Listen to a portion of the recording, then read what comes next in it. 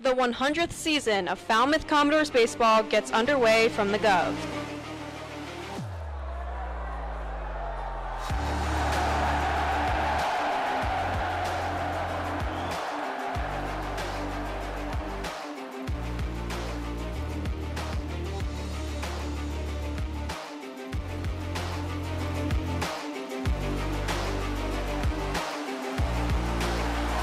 Swing and a miss.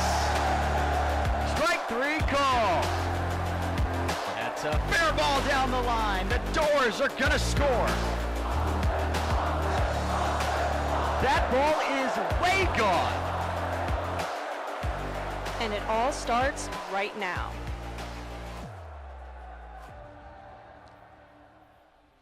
The Falmouth Commodores are headed to the playoffs in a couple of weeks, but first they got to finish up a few more regular season games, and that means taking on the Wareham Gateman.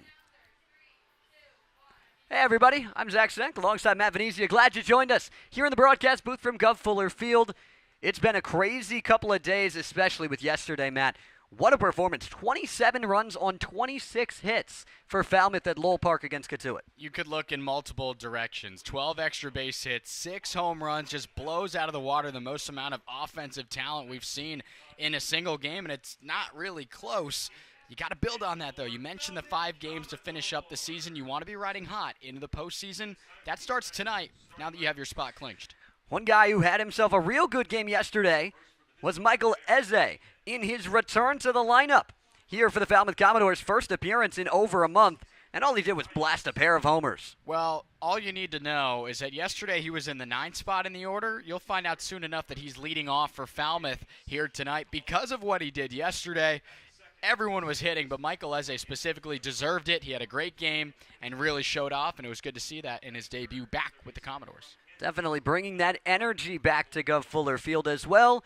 He'll be out there at shortstop once again today. On the other side of things, for the Wareham Gateman, they dropped the game yesterday to Hyannis, but Grant Hussey was really, really good. Had himself a grand slam in that one. Just 3 home runs on the year for the big slugger who'll be at first base today. 2 of them, though, are the variety of grand slams as you talked about. I mean, Wareham trying to fight for their lives right now to make the postseason. Came up big for them despite the walk-off loss yesterday to Hyannis. So anytime that you need the Gatemen to have their offense carried by a single man, Grant Hussey's usually that guy. Leads the team in RBIs, leads the team in hits.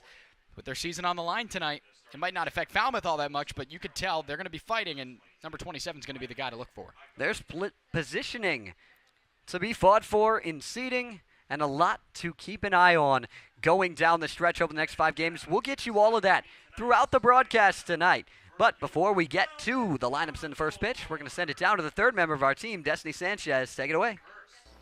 Thanks, guys. Last night in Katuitt, Falmouth had an offensive explosion, scoring 27 runs on 26 hits. Michael Eze made his Commodores return to the lineup with a multi-homer night, and Travis Mazzana also had a spectacular showing. 8 runs on 6 hits and also a multi-homer night. The last time a Commodore did this was in 2019, and I might add, this has never happened in Major League history. The 2023 Commodores are continuously making history in the centennial season, and this is truly a special group. Back to you guys. Thanks, Destiny. Yeah, that was a crazy stat to see this morning about Bazzana's day. And just to kind of go through that one more time, Destiny mentioned it as well, but 8 runs driven in from Bazzana, as well as finding himself with 2 home runs, 6 runs scored, and a stolen base as well. He really does it all. I mean, Zach, the fact that he still got up to bat in the 8th and 9th inning consecutively for chances at the cycle again, I couldn't believe it, and that just shows that everyone else, complimentary baseball, it was contagious. 1 through 9 was hitting the baseball really, really well, and it just showed. And that's sometimes what it takes in these efforts, especially against the team to beat right now in this West Division at the very tippy top. It's been Katuitt all year long. That's something that will be bulletin board material for both sides should they meet up at some point in the West Division playoffs. The West Division is going to be really crazy to try and get through for all 4 of these teams. Whoever comes out of there is going to be a very tough matchup for the top team in the East, whether that be YD, Orleans, Harwich, Brewster. technically still could be Chatham. They're in a similar situation to Wareham right now, just fighting for their lives, seeing what they can do. First pitch right around the corner. Here from the Guv, between the doors and the Gateman. We're going to send it down to the field for the pregame festivities with our PA announcer, Brennan Capozzi. Singing the national anthem tonight is Sylvia and Dave Smoller. This husband and wife duo grew up on Cape Cod and attended Falmouth High School. Dave is a United States Marine who served 2 tours under Operation Iraqi Freedom. They perform at local venues and charity events, both as an acoustic duo, One More Slice, and as the lead singers of On the Rocks band playing 70s, 80s, and 90s rock.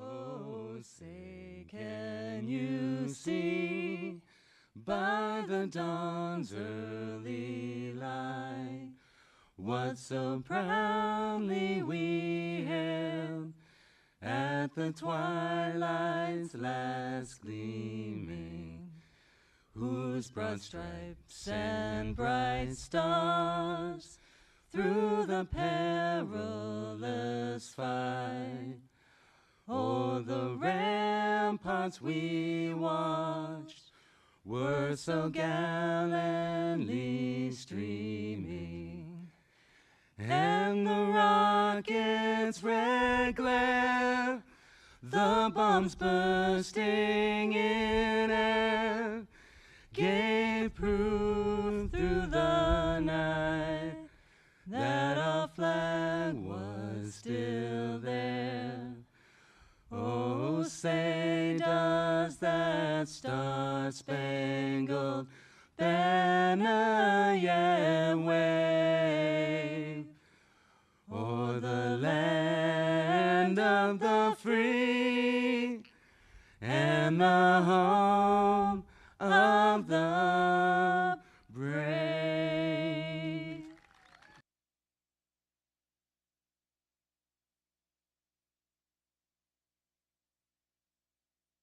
Throwing out tonight's first pitch is Linda Peters. Linda has been a Commodores host parent for 3 years and is a member of the Housing Committee. Joining Linda is her son Connor, a former intern and assistant general manager for the Commodores, and now a host brother. Catching for them are the Peters players Gavin Turley and Travis Bazana.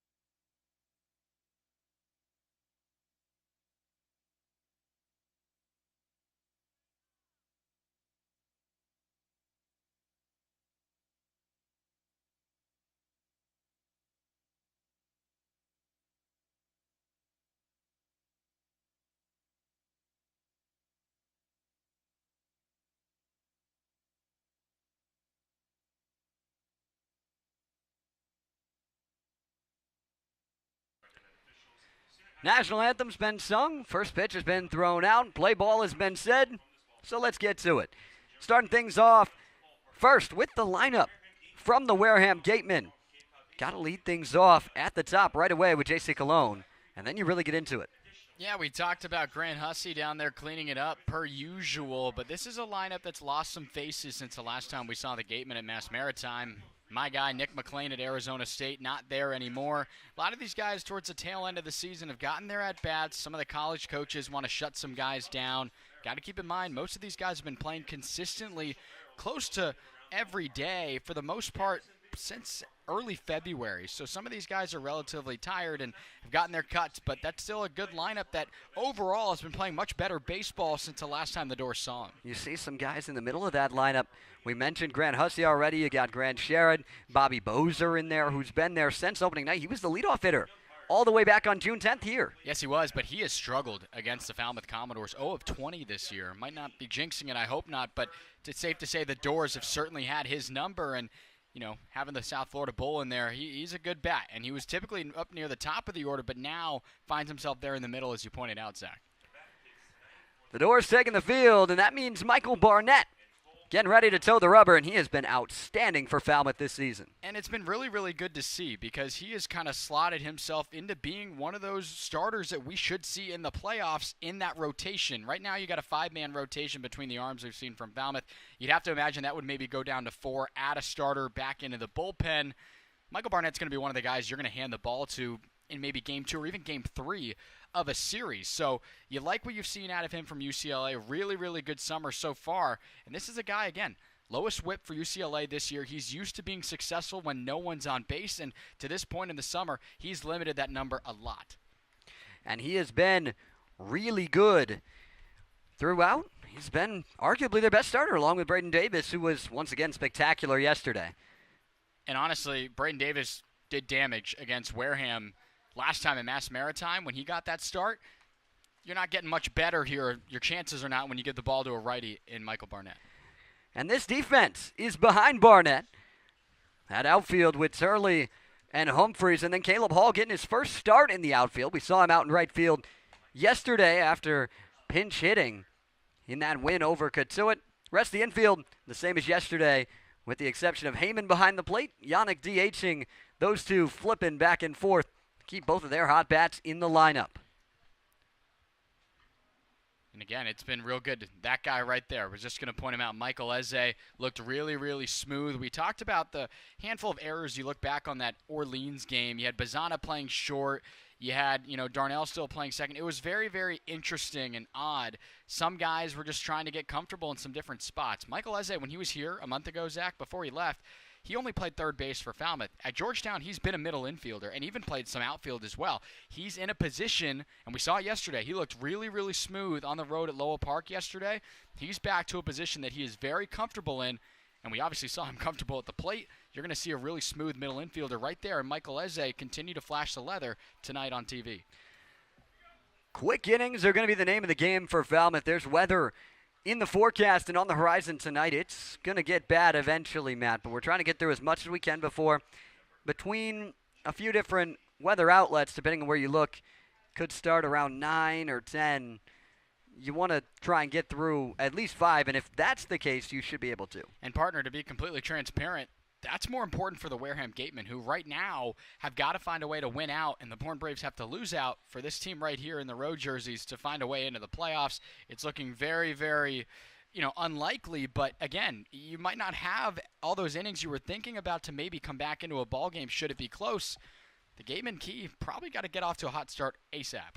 Barnett's first pitch at 6:01 couldn't find the zone, but this one does. Even things up at 1-1. Umpires today, Robert Mellis behind the plate.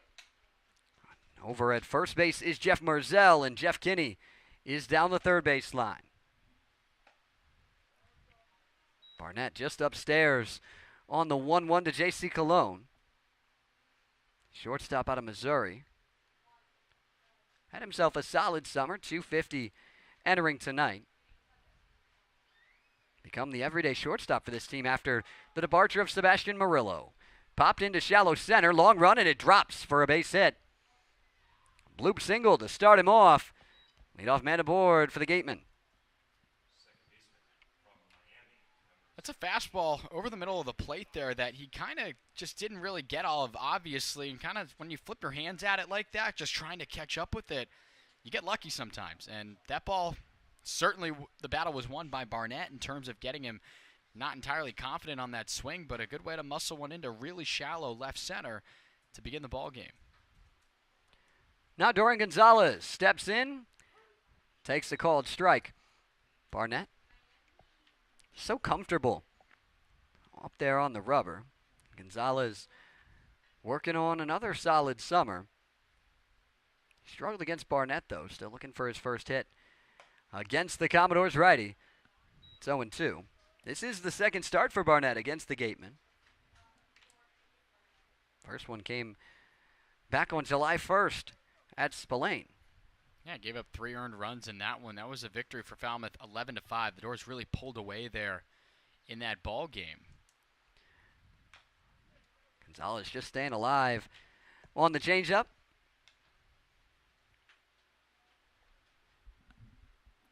Got a couple of big baseball brands going at it right now. Barnett at UCLA, and then Dorian Gonzalez at Miami in the box.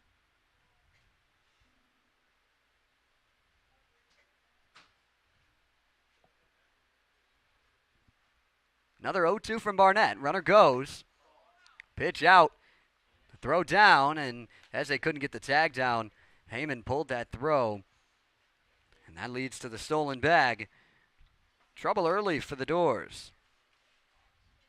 Yeah, not the best throw from Heyman. Good job by Michael Eze there. I mean, he's got the priority because Bazzana's got to stay in his normal position at second. That's the pull side of Gonzalez here. But he had to run over to the second base side of the position side of the bag to retrieve that ball. That could have gone into the outfield and been trouble. Barnett, not too worried about it. Picks up a punch out. Good breaking ball that gets Gonzalez swinging. The first out of the game comes off the right arm of Michael Barnett. Slows him down. That's a really, really good pitch there. It's just a slider up, and he gets the cut over the top of it. That's what that pitch is for, if you can locate it the right way. And Barnett does a real, real good job there to pick up that first out. There's Michael Brooks. Seen him all around college baseball over the last few years. Started at Arkansas, played at UCF, now is at Kansas. Redshirt sophomore. Trying to keep himself going. Not too many ABs this summer. Mid-season addition for the Gateman. Hasn't gotten his bat too hot yet, but does have a home run.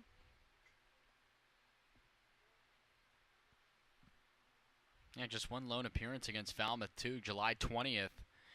Went 1 for 3 in that contest. Barnett really likes that breaking ball right now. A couple of them dotted at the knees on that outside edge. Yeah, that one diving down, too, a little bit. More drop to that slider. And you're not looking for that pitch there, 0-1. And that's a pitch you probably see 0-2, which makes it tough for what to expect on this one.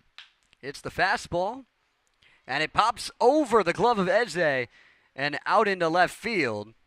That's going to be an E6, and they're on the corners. It's tough. You like the idea to work him backwards. It was executed the right way by Barnett. Fastball, outer third. But Michael Brooks maybe was expecting similar. He gets out in front of that one. I think it just maybe got to Eze a little bit quicker than he was expecting. Last second had to flip to the backhand there, even though he kind of squared up the baseball. And that, you don't really want to see that. You want the glove to be out forward instead of on your backhand. And because if it takes a hop, it's off your palm and over your head, just like we saw right there.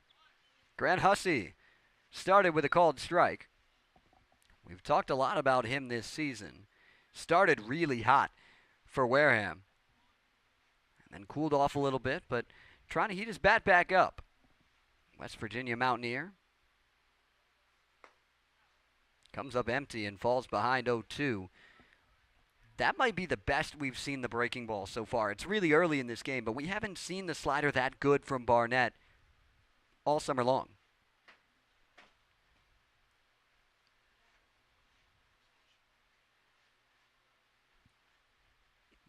Runner goes. The 0-2 gets a swing and a miss on the changeup. Runner takes second base, but Hussey down on strikes. And Barnett has a chance to work himself out of trouble. Well, thank goodness Barnett's got his pitches going early here. You typically won't see pitchers show off all of their bag of tricks, this early in a ball game. But because runners on the corners, you're trying to put a 0 up, sometimes you got to go to that third and even fourth pitch that Barnett will throw. In that time, we see the changeup for the first time today, and Hussey just over the top of it. Grant Sherrod fouls back the first pitch. Pretty good bat out of the Big South. At USC Upstate, standing between Michael Barnett and that scoreless first inning. It's Colon at third, Brooks at second. And a ground ball through the right side. That's going to score one. It might score two. Coming up throwing is Caleb Hall. It's up the line, and a 2 RBI single from Grant Sherrod puts the Gatemen on the board first. Yeah, right there. Barnett goes with a fastball middle, and that's tough, especially 0-1. You definitely don't want to throw a hittable pitch like that early on in a count like that. You don't have to get all of it to do damage, and the Doors just needing one more out. We're kind of shifting there to the left side of the infield. Just a chopper to the natural second base position despite the hustle from Travis Bazzana. He's not able to get there, and because it's hit so slowly, that's why the 2 runs are able to come in. Starts backwards to Bobby Bozer as well with a slider. Catches that outside edge. Make it 0-1. Another first pitch strike from Barnett. He's been very good at that today.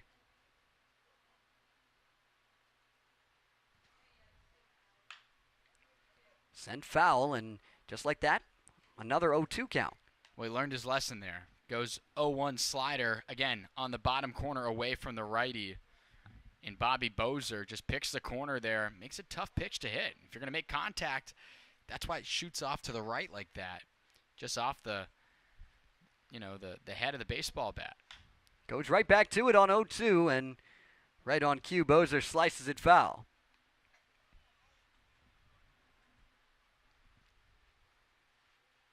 Bobby Bozer, first team All-American Athletic Conference this year, USF. Really good, 323 average, 15 long balls for the Bulls. Hits a ground ball into left center, a base hit. The Gatemen finding some life with back-to-back 2-out singles, and they're threatening for more than just 2 in this first inning. Well, partner, we talked about it. The Gatemen are playing better baseball since the last time we saw them at Mass Maritime. Good at-bats, working hard. This is a team that's fighting for its season, and last night put up 8 runs against Hyannis, was walked off on. These are some meaningful games for them, and they're trying to find a way here, and that's exactly what happened there. It's a slider trying to get off the plate, and it just stays in there on that outside third and able to just send it right there like we saw in Bozer, pulling that one into the hole for another hit. Josh Stevenson jumps out of the way of the first pitch fastball. Former LSU Tiger headed to the Big Ten at Ohio State this season.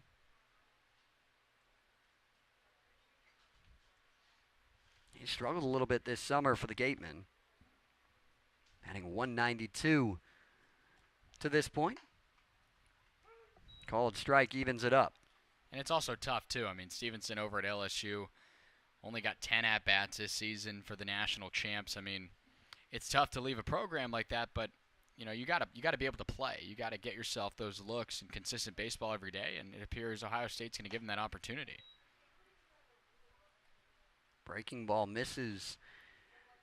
Barnett falling behind. All of the runs in this inning are unearned to Barnett's line after the error. And then the second out, the inning should be over, Matt. And that's the key, because you don't want yourself to get hurt in these situations. And the Doors, to the most part this season, they're right in the middle of the row in terms of the runs they give up and how many of those are earned.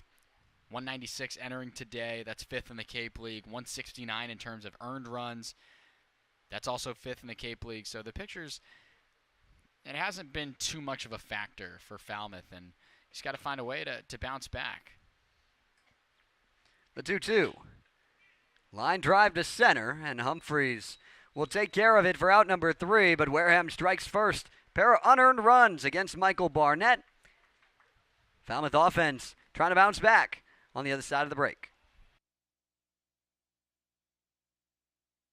You could have a future big leaguer in the family. Become a part of the Falmouth Commodores community by hosting a player for the summer.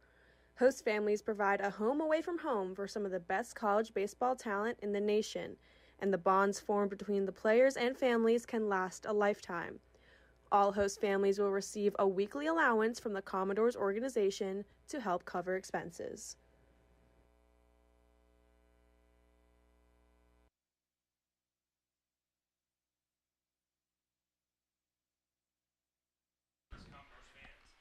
Falmouth lineup trailing early, something they weren't doing yesterday at all. Going to need to channel some of that magic from last night's win.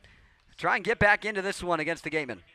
I mean, you could look anywhere. Again, these are all the bats that contributed outside of John Spikerman getting the off day today. But a lot of pop. We know this.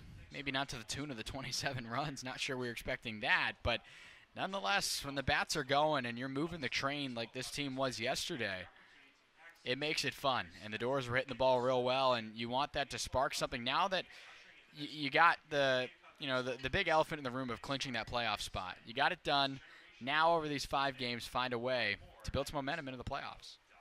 They'll have to do that against a familiar face. The same starter they faced at Mass Maritime, it's Riley Eichhoff. Yeah, and Eichhoff pitched really, really well in that outing. Struck out 6 over a season-high 6 innings for him. 2 runs against on just 4 hits. Eichhoff was rolling on that weird mound. Both Braden Davis and him had a lot of success despite the conditions there on that pitcher's mound at Mass Maritime, but he brings it. The Chanticleer has had a good summer so far and really had success. His best start of the summer was the last time he saw the Doors. And a pretty solid defense behind Riley Eichhoff as well. Got a look at the Gateman defensive alignment. Yeah, Michael Brooks, we talked about the limited opportunities for him this summer. He's been at third since he's been here. You also have to worry about Bobby Bozer out there in center, a day one piece as we've seen since opening day. Everywhere you look, this is a solid group with Jimmy Brenham, a new catcher back there. We haven't seen him yet this season. He just got here to Wareham. We've seen Rene Lostris, the former Florida Gator, now getting ready to transfer out of Gainesville. But overall, it's a group that's trying to put it together here with the guys they have in that dugout, trying to keep its season alive. It'll start with Eze.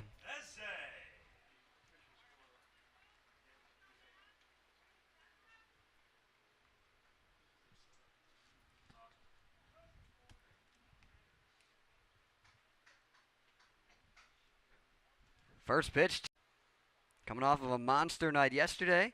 If you go back to that last game he had as a Commodore before he was originally released, he's had back-to-back 3-hit games, Matt. That's a funny way to look at it, but it's true. I mean, he was going against the Hyannis Harbor Hawks in that 6-5 rain-canceled game for us, the first of our 3 trips to McKeon Park during this regular season. He's swinging a good bat. He's behind 0-2 early against Eichhoff. Trying to work his way back in this count, something that the Doors have done so well. Gatemen have struggled a little bit on the pitching side this season, especially when it comes to allowing runners on base. Last in the league in hits and runs allowed. Good fight up there from Eze. Yeah, Eichhoff showing him just 4 fastballs to begin here, using them in different spots, showing a different approach here to Michael Eze. Maybe opens the door here for something different.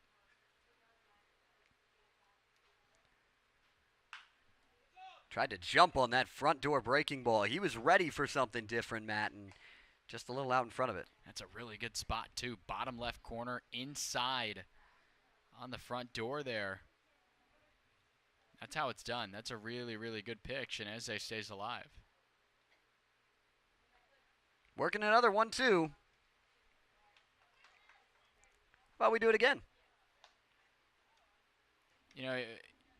It's not really a hitter's count yet, but that fastball was just off of center, middle. And Michael Eze showed you that yesterday he'll do damage with that pitch. But there, just a defensive effort to buy himself this opportunity right now. Checked his swing and laid off. Jeff Merzell not biting as Eze's worked it back even.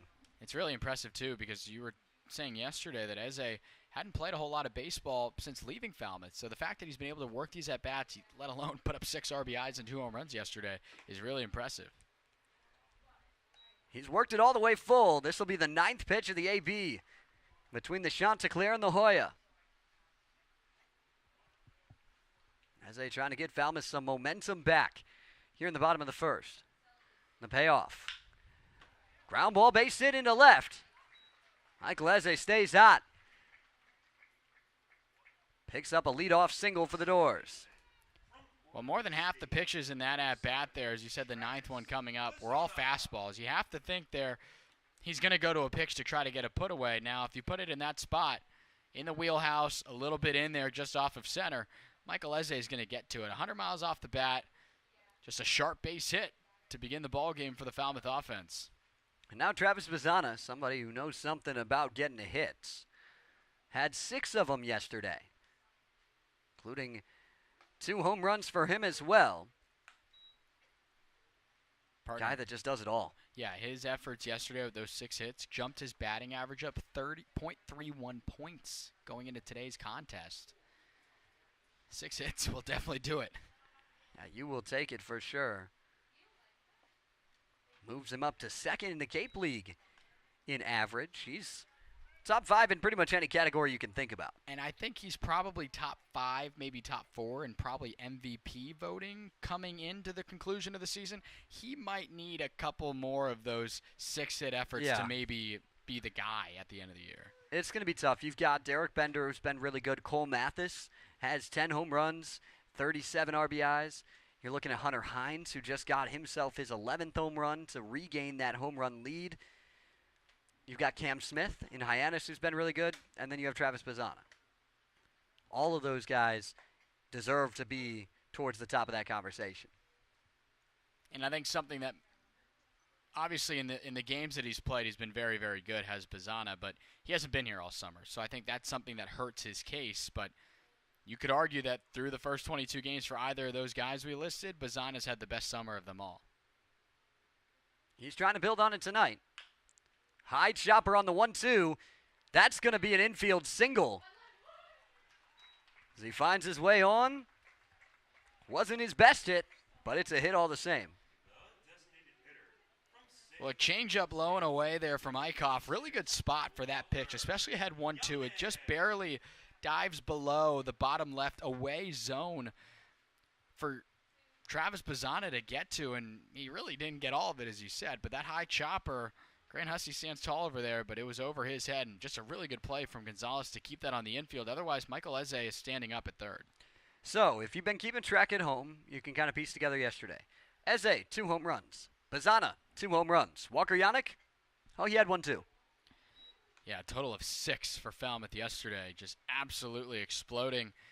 And in some of the big offensive efforts we've seen from Falmouth, it's been a lot of base hits being strung together. And yes, we saw that yesterday, but the fact that 6 were over the fence for a team that's in the bottom, the bottom 3rd really of the league entering yesterday has now jumped up with those 6 home runs.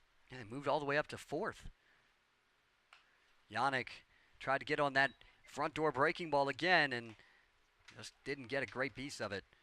Another hitter that Eichhoff is ahead of. Can he put one away? That's the key, and they've all been in good spots except for that fastball that he gave Eze. I like the changeup there, but Bazzana went down and got it.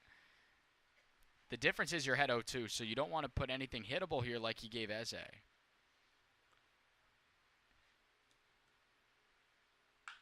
Breaking ball just pulled foul. Yannick staying alive. These guys working good at bats. The goal here for Yannick, obviously, is to get a hit, but you'll take a productive out if you can move up these runners and allow yourself a chance to get those 2 runs right back in this first inning. It's got to be the ideal scenario for Falmouth. And it's a good guy to have in the box, too. Since moving up to the 3 spot, Walker Yannick has been very, very good. That will do exactly what we mentioned about moving up the runners. Might cost him a little bit. Sounded like that bat splintered on the swing, but does the same as a sac bunt, just doesn't help the average in it, as it counts as a 1-3 ground out. Well, sometimes you see guys, obviously you wouldn't want your 3-hole hitter with no out to bunt right there and move guys over. It's way too early in the ball game. But if he had, you'd have the infield charging in, you'd have Eichhoff ready to field it. That, you keep everyone off balance. No chance at all to even try to get the lead runner or even go to second to get Bazzana for a fielder's choice. That really did the job in more ways than you draw it up. Tyler McGregor, first pitch swinging. A base hit into right. Bazzana comes around. The throw is cut off. And we're even once again. Well, we talked about Travis Bazzana and Michael Eze and pretty much everyone in that lineup. But I'll tell you what, yesterday Tyler McGregor had himself a day, too. Quietly was just a home run away from the cycle. I mean, he was all over the baseball yesterday. He's all over it on that pitch. 100 off the bat. It's a fastball just off of center, away from the tall lefty. He wastes little time to put that one into right center and bring in the 2 runs to tie us up. Had himself a 5-hit game yesterday. He's on his way towards that right now with the 2 RBI single. Here comes another guy swinging a hot bat in Gavin Turley. Hope you're catching a theme here, that these Falmouth bats have been quite good over the last week or so. And this is another one right here who's just caught absolute fire. 5 of Gavin's last 8 games are multi-hit efforts. He has totally turned his season around, has gotten over the 200 threshold mark. And if you remember, he started the year 0 of 27. He's been on an absolute tear. Has the Beaver standing in right now, and he's in the 5 spot in the order. During his tough start to the summer, was all the way down as low as 9. I talked to one of the Falmouth assistant coaches, Brian Tomasini, who's over at first base right now, about Gavin Turley, and he said you'd never know it based on the guy's attitude, the way that he was hitting. He was 0 for 27, and Tomasini said if he saw him, he would have thought the guy was hitting 410. Because he's always so confident in himself, and you can see that throughout. That's how you get through those type of slumps, Matt. He's a mature hitter. We know this. We saw the numbers, and just finishing his freshman year at Oregon State, so many accolades, being on so many different types of all-team lists, and the year he had in Corvallis, which not to mention, he's got pretty much older brother in terms of Travis Bazzana being here too, teammates over at school, working with those ebbs and flows. I'm sure Travis Bazzana was telling him, how to calm him down and to stick with his approach. It's certainly worked here so far during this stretch of games. Tried to jump on that changeup, came up empty. It's 2-2. He's got some of the best raw power out here as well. His BP rounds are insane. Well, that's exactly what John Spikerman told us today. Using that exact term, raw power, he's going to be a real special player for a major league organization very, very soon. And right now he's working a good at-bat as it's full against Eichhoff.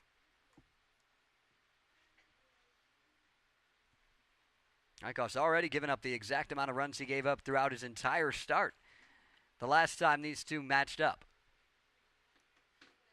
A payoff to Turley. Ball 4. Turley works the walk. Just like yesterday, Matt, the train keeps moving.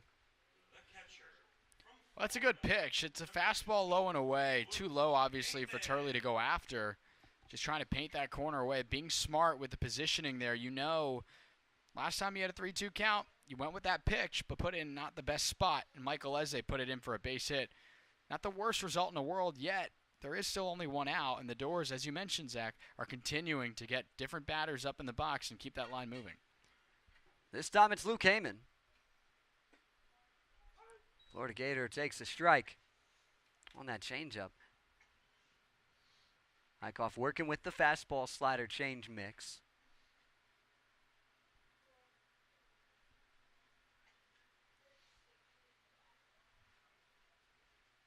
He's trying to settle himself down. Falmouth gave up those 2 unearned runs, but got right back to the plate for Michael Barnett. It's not really a surprise, too, when these two go head-to-head. The last outing, a 5-2 win for Wareham, was the lowest total combined of those 7 runs that we've seen at all when these two go head-to-head. Oh, and it wasn't even close. Yeah. Every other game it had at least one of the 2 teams in double digits.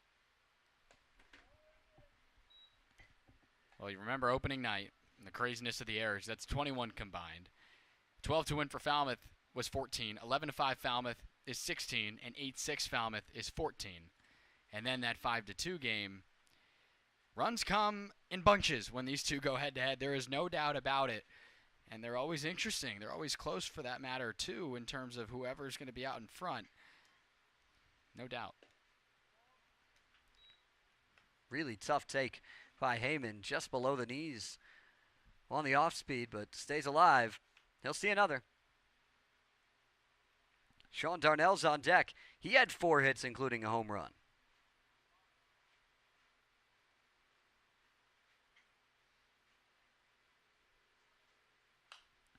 Heyman stays alive. 27-2, the final yesterday, in case you missed it. 26 hits for Falmouth over Katuitt. The most in the point streak era in both categories across the Cape League.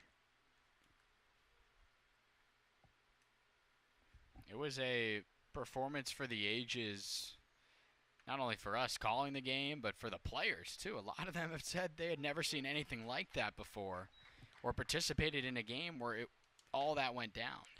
Heyman goes down looking. First strikeout for Eichhoff. The second out of this first inning. Heyman hadn't seen a changeup from Eichhoff in a few pitches there. The previous breaking ball was that slider that he had come up empty on. That's a fastball painted in a good spot, low and away from Luke Heyman, and I think it just caught him by surprise, and he walks off for out number 2.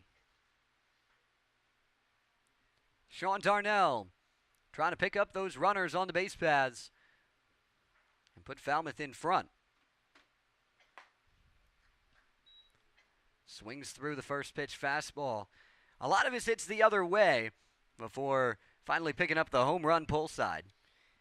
And it got out of there in a hurry. He sent that into the trees at Lowell Park. The perimeter of the field surrounded by a wooded area, and some leaves overhang, over the top of the fence. And my goodness, that one caught some of the limbs. There's a few less leaves on those trees today than there were yesterday before the game. Falmouth hit quite a few of the balls into that area. And there's a few dents out in the bullpen area for the Kettleers out in left, because Michael Eze and Walker Yannick pulled some down that left field line, and they were no doubters. Darnell thought about it. Couldn't pull the trigger on the changeup. And Eichhoff once again ahead. Something he's been throughout the inning. But he has a chance to get out of this inning with a tie ball game. That's probably the key. He's up to 33 pitches now. Barnett had a few himself too, but in terms of longevity, you want to get out of here. Chopper to second, and they will get out of the jam. But Falmouth evens things at 2. We've got a good one brewing here from the Guv. 2-2 after 1.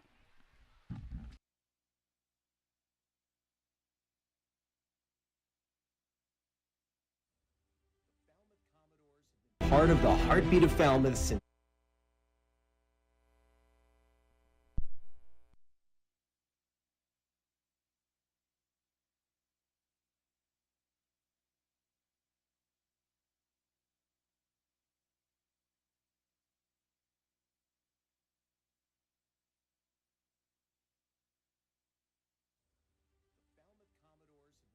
the heartbeat of Falmouth since 1923.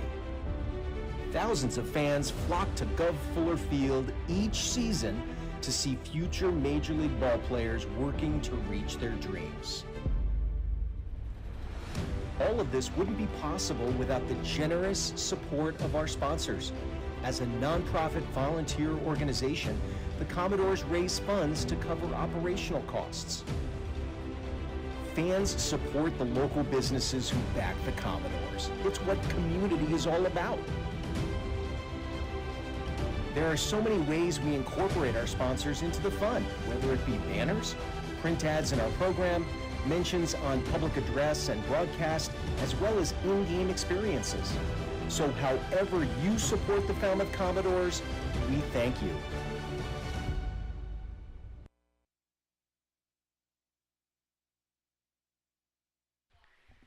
Jimmy Brennan steps in to face Michael Barnett in the top of the second. He comes out swinging on the first pitch. His first AB against the Doors on the summer out of Post University. Just rejoined this Wareham team a couple of days ago, getting back into the action, similar to Michael Eze. And similar to Michael Eze, he finds himself a hit in his first at-bat today. Yeah, there's that slider. It just was right over the plate, and definitely not by choice there by Barnett. I just think that he didn't entirely get that one down to the spot he was looking for, and these hitters are too solid. And Jimmy Brennan, good job. That's back-to-back leadoff base hits for this Wareham group. And again, they know what's at stake. This is a group that puts up a lot of runs. They're used to that, but they also give up a lot of runs. So if that first inning is any indication of how the rest of this game's going to go, there's going to be a lot of leadoff base hits for both sides across. Corey Morton now steps up, a UConn Husky. A couple of Huskies on the Falmouth side. Garrett Coe and Quigley as well. Stephen Quigley, a guy that started at UConn and is taking on kind of that long relief role for Falmouth this summer. And you're going to need a lot of those guys because we talked about playoff times coming up. You're going to have limited starters used in your rotation. So some of the guys that you've used as starters that are still here might move into the bullpen. Barnett trying to get back into this count against Corey Morton.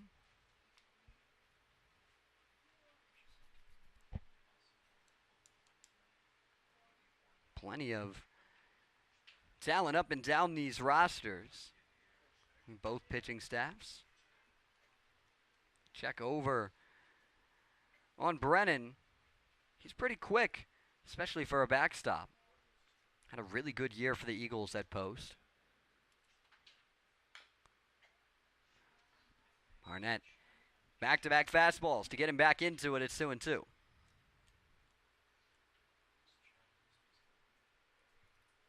It's a good location. I mean, he goes fastball upstairs and away. Jimmy just barely kind of getting a piece of that, and it sets up a chance now 2-2. You could go back to it here low and away. Instead goes to the slider, and Morton just gets a piece of it. Continuing to fight. Both teams working good at bats to this point in the game. Working those pitch counts up. Barnett about to throw his 34th pitch of the outing. 26 of them, though, Matt, have been for strikes.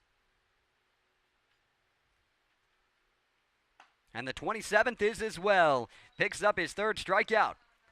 And similar to the first inning, it starts single, strikeout for the Gateman. Well, it's a good way to respond. Now you can find a way to roll something on the ground to limit that pitch count at Barnett. You have some arms to go to because yesterday you got what you needed out of Braden Davis. He had a phenomenal outing with those 5 innings he threw. And then you had a save. That's right, in a 27-2 game, a save from Kyle LeBlore because he went more than 3 innings. So he finished off the day with a 4-inning, 12-out save.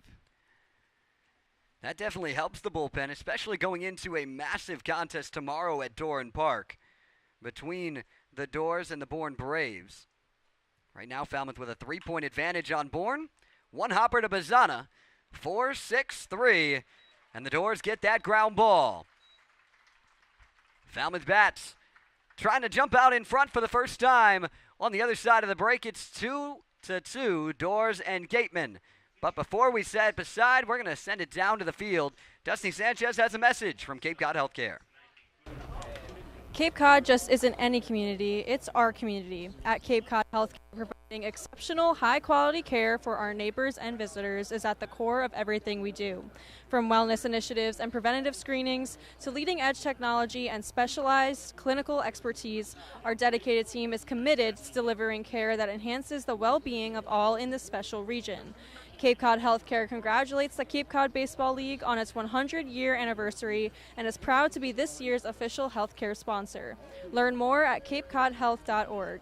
Cape Cod Healthcare, caring community. You're watching Falmouth Commodores baseball.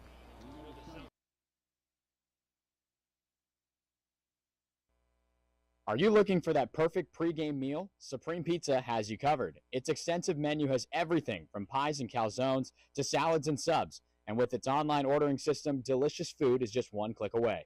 Supreme Pizza is open every day of the week. Order online or stop by their store located at 147 T-Ticket Highway and try a slice today. From all of us at Supreme Pizza, we would like to wish the Falmouth Commodores a great season.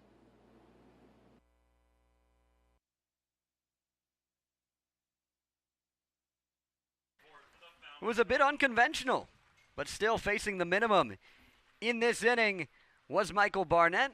Falmouth Commodores with 8-9-1, trying to keep their offense going again in a tie ball game here in the second. Yeah, you saw Eichhoff well. All those pitches he had to use opens up the possibility for, again, you sent 7 guys to the plate who have all seen multiple pitches from Eichhoff. We've seen the fastball, the slider, and the changeup. So visual observers in all those different counts that he worked in through those 30-plus pitches, Zach, gives a guy like Caleb Hall here stepping in a good chance here. Seeing him now in the second inning instead of when you were maybe expecting at the beginning of this ballgame to maybe see him in the third because of what sending those 7 guys to the plate did. Caleb Hall starts off ahead in the count. He is one of the 2 Commodores in this lineup that didn't get a chance to see Riley Eichhoff last time because he wasn't on the team. He's a new addition. And it doesn't matter. He finds himself in the hit column. That's going to get all the way to the wall. First extra base hit of the season for Caleb Hall is a leadoff double in the second. That's the second time Eichhoff's gotten burned with a fastball that's just off of middle. I mean, that's right in his wheelhouse there, and he got on it. 1-0-2 off the bat. Not a bad line by Stevenson to try to cut that off, but because it was hit so hard, it got away from him there. And very quickly to that wall out in left field, and Caleb Hall turning on the Jets for that leadoff double. Now Nate Humphreys with an RBI chance in the 9 spot. Falmouth doing a nice job to try and flip the lineup around to Michael Eze on deck. Jimmy Brennan lucky to keep that one in front of him. Slider sailed on Eichhoff. Almost got to the backstop. Well, you'd like to see Nate Humphreys here put something together here. A stretch of 4 in a row without a hit, but before that had games 4 in a row with getting a hit. So baseball's a funny game, and he's been a consistent centerpiece over the last several games for the Doors. Just behind that fastball upstairs. There's already an arm warming in the bullpen for the Gatemen. It is Packy Bradley Cooney. Headed to Campbell next season. Good righty. Getting ready in case the Gatemen need it. That would be a sure different story than what we saw last time from Eichhoff. That's true. Last time, he looked like the pitcher that I struggled against in middle school when I faced him, but today, the Doors seen him real well. Consistent theme from this group, given what happened yesterday. Good changeup that started above the letters, dropped down to it. Makes it 2-2. Whole lot of 2s on that scoreboard in the top left. 2-2 game, second inning, 2-2 count with a man on second.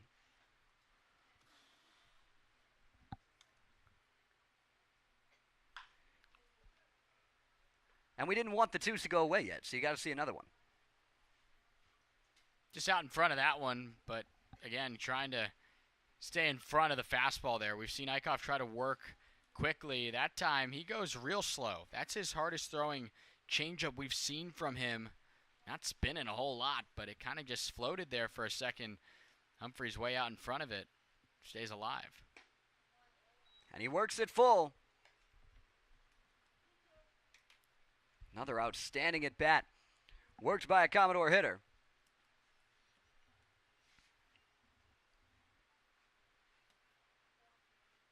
Eichhoff just trying to find himself a put-away pitch.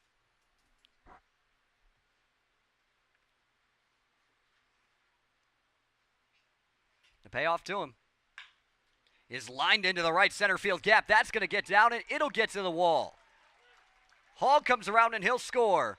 Humphreys puts on the brakes at second. They trade places, and Falmouth in front 3-2. You knew it was going to come. Nate Humphreys had such a good stretch starting in Chatham on July the 18th, had a home run in that ball game, and then goes on a stretch of getting all those hits in a row, was a mainstay in the order. These hitters are too good to go hitless for too long, and Nate Humphreys all over that fastball. That was the same pitch that Humphreys was trying to, or rather, Eichhoff was trying to get him looking on, and the fastball low and in. It was a little bit lower to make it a 2-2 count. Gets it again here, and Nate did not miss it. Eze jumps on a first pitch fastball, but this time can't get it through the left side. Good strong throw from J.C. Cologne gets him, and that holds the runner at second base as well.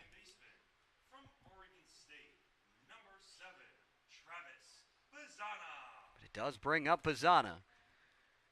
can go on and on about the numbers for Bazana. There's a reason that he's a projected top 10 pick next year. He can swing the bat.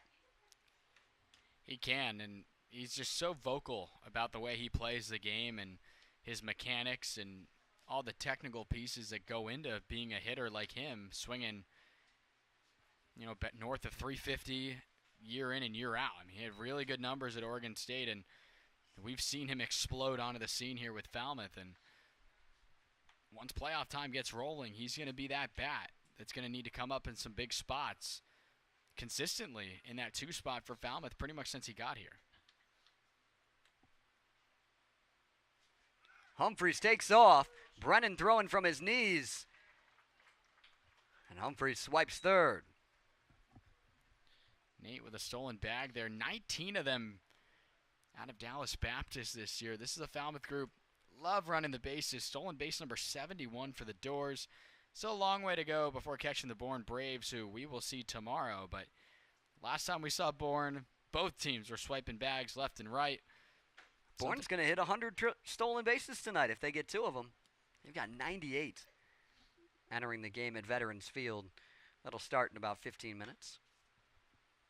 The thing about Bazana, we've talked about his adjustments, but his in-at-bat adjustments are better than anybody out here. He doesn't strike out.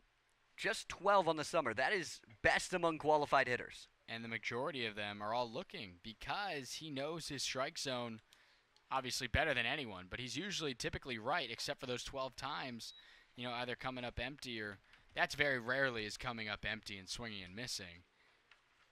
But he is as qualified as a hitter as it gets, and certainly one of the best prospects I've ever seen hit the baseball. He has been outstanding this summer and is working a 1-2 count right now.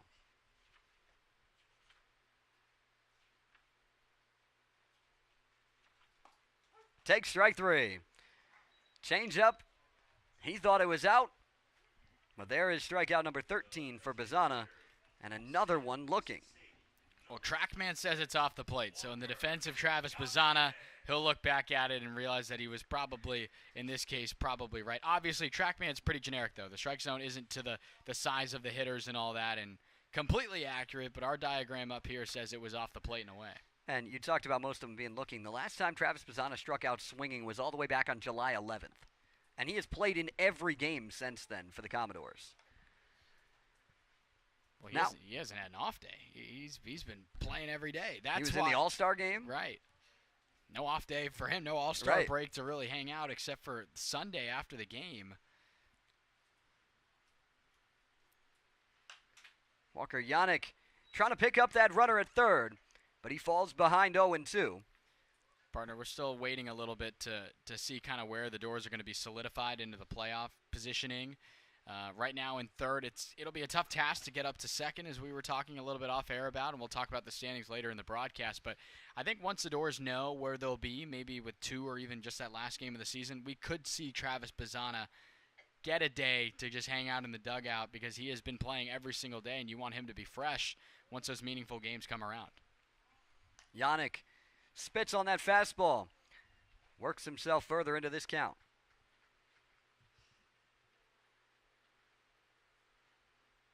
Anything that gets by Jimmy Brennan as well should score Humphreys from third with his speed and aggressiveness. Have to be mindful of that in a 2-strike count. Yannick, line drive into left, but it's going to hang up long enough for Stevenson to run it down. Humphreys, though, with the RBI double, putting Falmouth in front 3-2 after 2 from the Guv.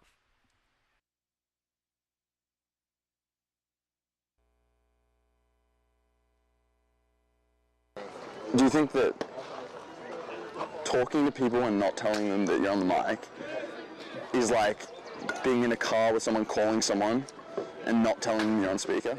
Are you macked up? You already know, Big Bama. Macked up, baby. Macked up. You believe it? Mocked up with Big Bama. Yeah. Oi, Walker! I actually can't believe you did that. We won't talk about what he did, but he ruined my back grip. Oh, on the road? Who is this guy? Get this man a contract. 33 for the Commodores. Tyler McGregor. find out about him. Sometimes I hit myself. I don't know, I've just seen Michael Phelps do it a little bit before he races. Makes you feel a little bit better. Yeah. Yeah, right there. Take it with, oh, out. Uh-huh. Hey.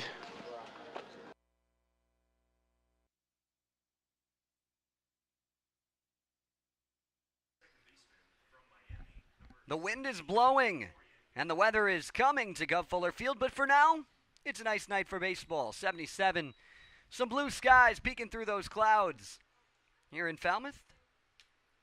Yeah, we're expecting some possible rain later on today. The wind was gusting a little bit right around first pitch, but it's settled down now, just partly cloudy, but a pretty nice night for baseball here developing at the Guv. Dorian Gonzalez steps in, and he'll start off behind in the count against Barnett, who now has himself a lead. He's been very consistent throughout just the 2 unearned runs given up so far. 3-0 record, as you saw earlier when we introduced Barnett. That's the best on the team. He's got a chance to increase that, potentially pick up win number 4 if this score were to hold the rest of the way. Slider slicing and dropping in front. It's early. 3 straight innings with a leadoff single for the Gateman. Well, again, it's not the biggest surprise in the world that this Gateman team puts up a lot of runs. It's just something that they do. But nonetheless, just finding a pitch there to put out the other way and dropping in for a base hit. Barnett's seen this group before. A lot of different hitters since that last time that he was in that ball game. That 11-5 win for the Doors. 3 consecutive innings for Falmouth to start that game with 2 runs in each of those first 3 innings. And then it was a 4-run 7th for Falmouth that ultimately pulled away the game. But nonetheless, you're right. 5 hits through 2 and change now against Barnett to begin this ball game. Middle part of the order is what got to him in that first. There goes Gonzalez and a perfectly executed hit and run out into right center. It almost hit Gonzalez, but that's an out, if not for the runner taking off. Pulled Bazana out of position, and the Gatemen have the tying run just 90 feet away with nobody out, and 4-5-6 coming up. The Gatemen are 6th in the league in stolen bases. They don't do it all that often, but it's going to be very tough for this group to get into the postseason, given the run that they have to go on, as well as having Bourne lose every single game to close out the year. But right now, it's almost like, let's just see what happens. Let's keep pace with the Doors and try to put up some runs. They fought real hard yesterday. There's a lot of aggressiveness from this group to put the game in motion as often as they have already. It's only the 3rd inning. And Grant Hussey, we talked about the Grand Slam yesterday. He has been strikeout prone this summer, specifically against Falmouth as well. Just trying to put something in play to try and keep himself in that productive out position. Hussey 42 Ks in the 28 games the game in, but also 27 RBIs. That's towards the top of the league as well. And he's also struggled against Falmouth. Just 2 of 15 against the Doors this year is Hussey. He's that big power bat for this group, and he's really been dominated by the Falmouth pitching staff. He's got a chance to flip that script here. The 1-2. Rolls it over to first off the glove of McGregor. They'll still get the out at first. Nice job by Bazana, but it does bring in the run. A 3-4-3 put out for out number 1. Well, you got McGregor charging that baseball. The interesting thing is that ball only gets off the bat at 58 miles an hour. I think McGregor's got more time there to maybe square that ball up, and that's exactly what happened to Eze, where when you expose yourself to the backhand, if you get a weird hop, it will certainly go over your body and make it tough. Luckily, Bazana was right there backing it up.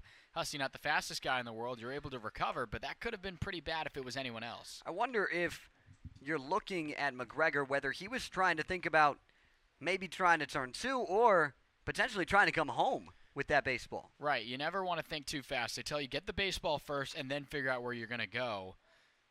Could have just been a thinking you're already going to make the transfer, and then it gets away from you. But again, just like Eze's, right when the ball's about to get to them, fielding on the backhand there, bounces over the glove and ricochets, and it didn't hurt the Doors that time. Just a real good recovery by Falmouth. Big swing from Grant Sherrod. He had the 2 RBI single in the first to make it 2-0 Gateman. It's now 3 apiece in the third. That go-ahead run, Michael Brooks standing at second base with 1 away.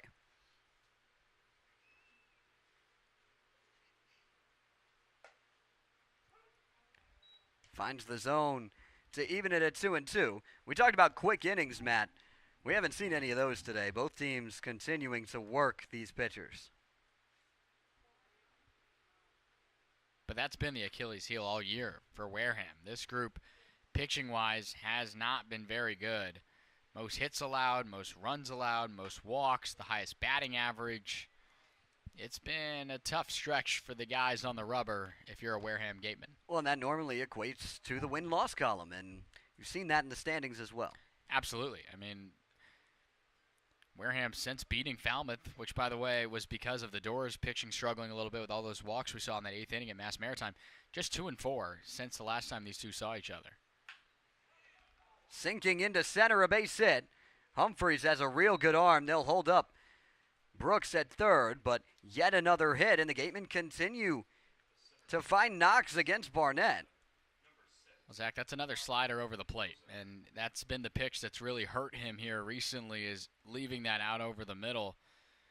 Against Bourne in his last start, gave up 7 hits, but over 5 2/3 innings. Very respectable outing. But 7 through 2 and change is probably not what you drew up against this Wareham group. And Falmouth right now is just trying to take care of business, trying to kind of solidify that position, understanding it's tough to catch Hyannis given the limited amount of games left and the points needed. But you'd rather be the 3 seed than the 4, because right now it's way too close to tell still who that 1 or 2 is going to be. So you want to give yourself a chance that if you do win that first round playoff matchup, there is a realistic possibility that you could host in round 2.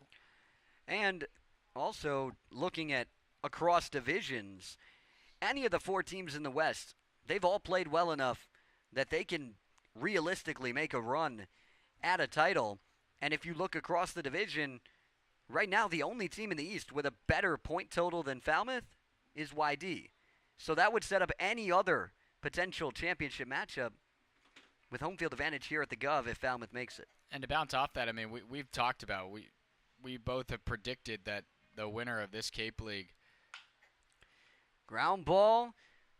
Doors trying to turn it. They'll get out of it, and we'll have to leave it there. We'll pick that back up in a few, Matt.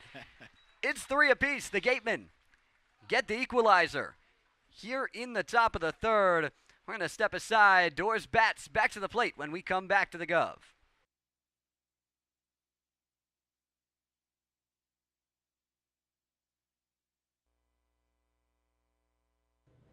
Want to display some Falmouth pride? Show your support for the Commodores by picking up a rally rag at the intern tent. Rally rags are $2 each or 3 for $5, and you can wave them all summer long while you cheer on the team.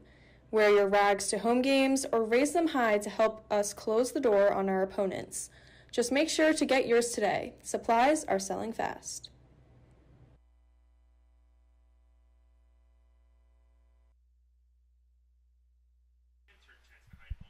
Falmouth Commodores and the Wareham Gatemen even here, headed to the bottom of the third. But these teams have seen each other a little differently, as the Commodores with a crazy turnaround after games 15. Now getting going here into game 40 tonight, Matt. The Doors have been on fire. I mean, there's not really anything else to say. Be careful. The Doors still hot with this group right now. Falmouth has had top record in the Cape League over the last 24 games, and that'll certainly work when you start off like you did on the left side of that stat sheet there. We were questioning for a little bit if this Doors team was going to be able to turn it around. I think we were expecting it to be tight down the finish, but for the Doors to be in the 3 spot, have already clinched with 5 games left, partner, I certainly wasn't expecting that. It's been a great turnaround and sets up for a fun little bit of time when we get into postseason ball next week. And it's a testament to the experience of this Falmouth staff. no one was panicked at all through 15 games. They were calm, they were ready to go, and they trusted that this team was going to be able to find their way back to it. Absolutely. We having to talk with Jeff Trundy and hearing him, being here 25 years, he knows better than anyone that this is a 44-game season will take a long way. They're going to try and find themselves in front against the new pitcher, Packy Bradley Cooney out of Campbell. Yeah, had himself, he's getting ready to transfer over there, and out of IMG Academy, one of the better preparatory schools, getting these guys ready for the next level, and has good stuff. Fastball out of IMG was low to mid-90s. Throws real hard there from the right side, and they've got good talent at IMG. My brother, a football player at IMG, I'm familiar with what the recruiting tactics and what they do over at that program across all their sports. Getting ready to take on and go over to Campbell, but nonetheless, ready for a good summer here. And this is the debut for Bradley Cooney for the Gatemen. And he'll have a pretty tough spot in the order to face. Not that there's really been any spots off in this Falmouth order over the last couple of days, but McGregor, Turley, and Heyman definitely isn't easy. Tyler McGregor, 5 hits yesterday, a 2 RBI single in his first at-bat today. Loops this one towards second and is retired. 1 pitch, 1 out for Bradley Cooney. He'll certainly take it. We talked about the fastball that he delivers. That's 92 right away. Similar to where Eichhoff was sitting, he was more 90-91. Would expect with more, throws and getting comfortable out there that you'd see this right-hander be able to deliver up to what he's been used to. But nonetheless, just a little bit inside on that one, and it jams McGregor for out number 1. Here comes Gavin Turley. Takes the first pitch low. Gets himself ahead. Turley had a really good battle against Riley Eichhoff and worked a walk back in the first. Eichhoff, 2 innings pitched, 5 hits, 3 runs, all of them earned. Breaking ball gets that one-handed finish. There's really good movement on that pitch from Bradley Cooney. Yeah, just put it in a good spot. I mean, it's just a little bit away off the plate and getting a big wave and a miss. Spins this one inside. It's 2-1. Tried to go to the front door with the slider. I got north of 2,800 spin right there. I mean, that ball looks like it's going to get you and then just snaps and bites out of the way. If that starts over the plate, you get a lot of wave and misses with that pitch. Tries it again over the heart of the plate, but Turley lays off it. Hitters count 3-1 to a very good power hitter in Gavin Turley. He won't get a chance to swing it, though. Went right back to it. Way outside. And just like that, Gavin Turley finds himself aboard with a walk for the second time tonight. Well, Luke Heyman walking up right now. You got to be careful there in the on-deck circle. That pitch got away. Could have gotten him there if he wasn't paying attention. But nonetheless, the Gator comes up. Strikeout looking last time. But he's been really, really good for the Doors. Had himself a couple of hits yesterday. It's got, coming off a couple days ago against Brewster, that 4 RBI game. He's swinging a good bat. Comes up empty on that fastball. Almost looks like a cutter the way it comes in towards the plate. Got a lot of movement away from the bats, the right-handed hitters. Goes to it again. Can't be an easy pitch to hit, 90 with that much movement. Not at all. That's big league stuff, no doubt about it.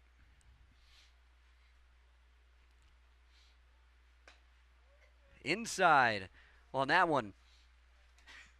And he's got the velocity, he's had the movement, but he hasn't been able to find the zone consistently yet.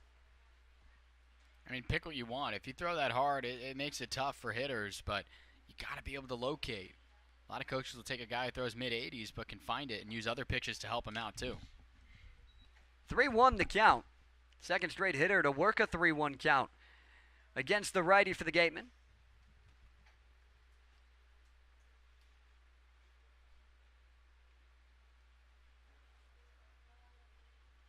3-1 high and tight. Back-to-back walks. And Falmouth in business once again in the third. Zach, that's walk number 3 today from the Gateman, up to 209 on the summer. That leads all pitching staffs here in the Cape Cod Baseball League. And as we mentioned, Bradley Cooney making his debut, so he hasn't really contributed, himself aside from these walks to begin, his debut. But it's something common from this Wareham group. Again, the pitching has had its issues this summer, and it doesn't help when you walk guys, and we'll see if the Doors can take advantage. Turley takes off on the first pitch, so does Heyman. The throw goes to second. He's in standing up. A double steal. And a couple on the pond for Sean Darnell. Well, that ball from Brennan behind the plate, he was kind of double clutching it, almost like he was struggling to get a feel on that baseball. I still don't think he would have gotten Turley. Turley was hop-stepping and dancing before you even had Bradley Cooney release that baseball. He was off and running while he was still set, more than halfway to third base. Line drive into right field, a base hit. Heyman being held up at third, but it'll score Turley and put Falmouth back in front. 4-3. And the train's moving again, Matt. I mean, Sean Darnell was a guy that we just lightly glossed over in what he contributed to yesterday. The home run, had 3 RBIs on 4 hits. He now extends his hitting streak to 5 games, and he's been here 5 games in total with Falmouth. He is a hitting machine. He's now found a spot over at third base, and again, he takes them all to the opposite field. Does it again there, just dropping one in and bringing in yet another run. So that means right now 26 games played between the two guys from Wallace Community College. And they've reached in 25 of those 26.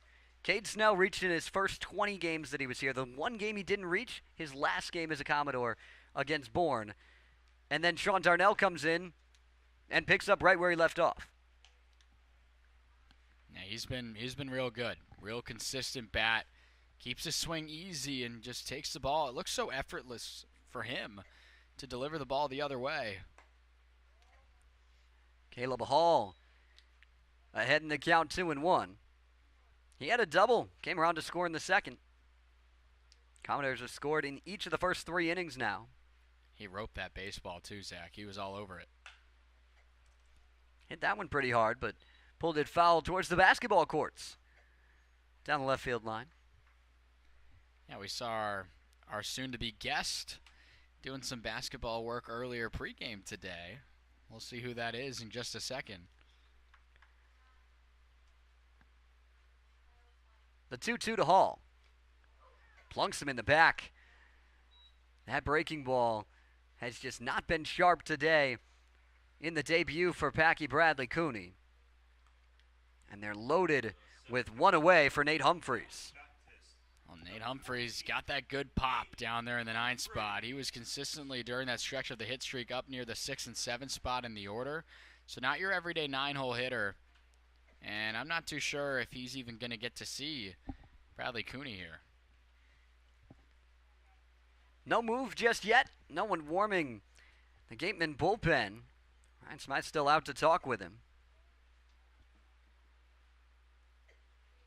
Ryan Smythe, first-year manager with the Gateman, got his first career win on opening night here in that game that a lot of the Falmouth faithful want to forget. It was pretty sloppy, 4 mistakes, a game that the Doors certainly should have taken, and you could even argue that too for the game the other night at Mass Maritime. Overall, though, Falmouth has really dominated in the games that the team has won against Wareham.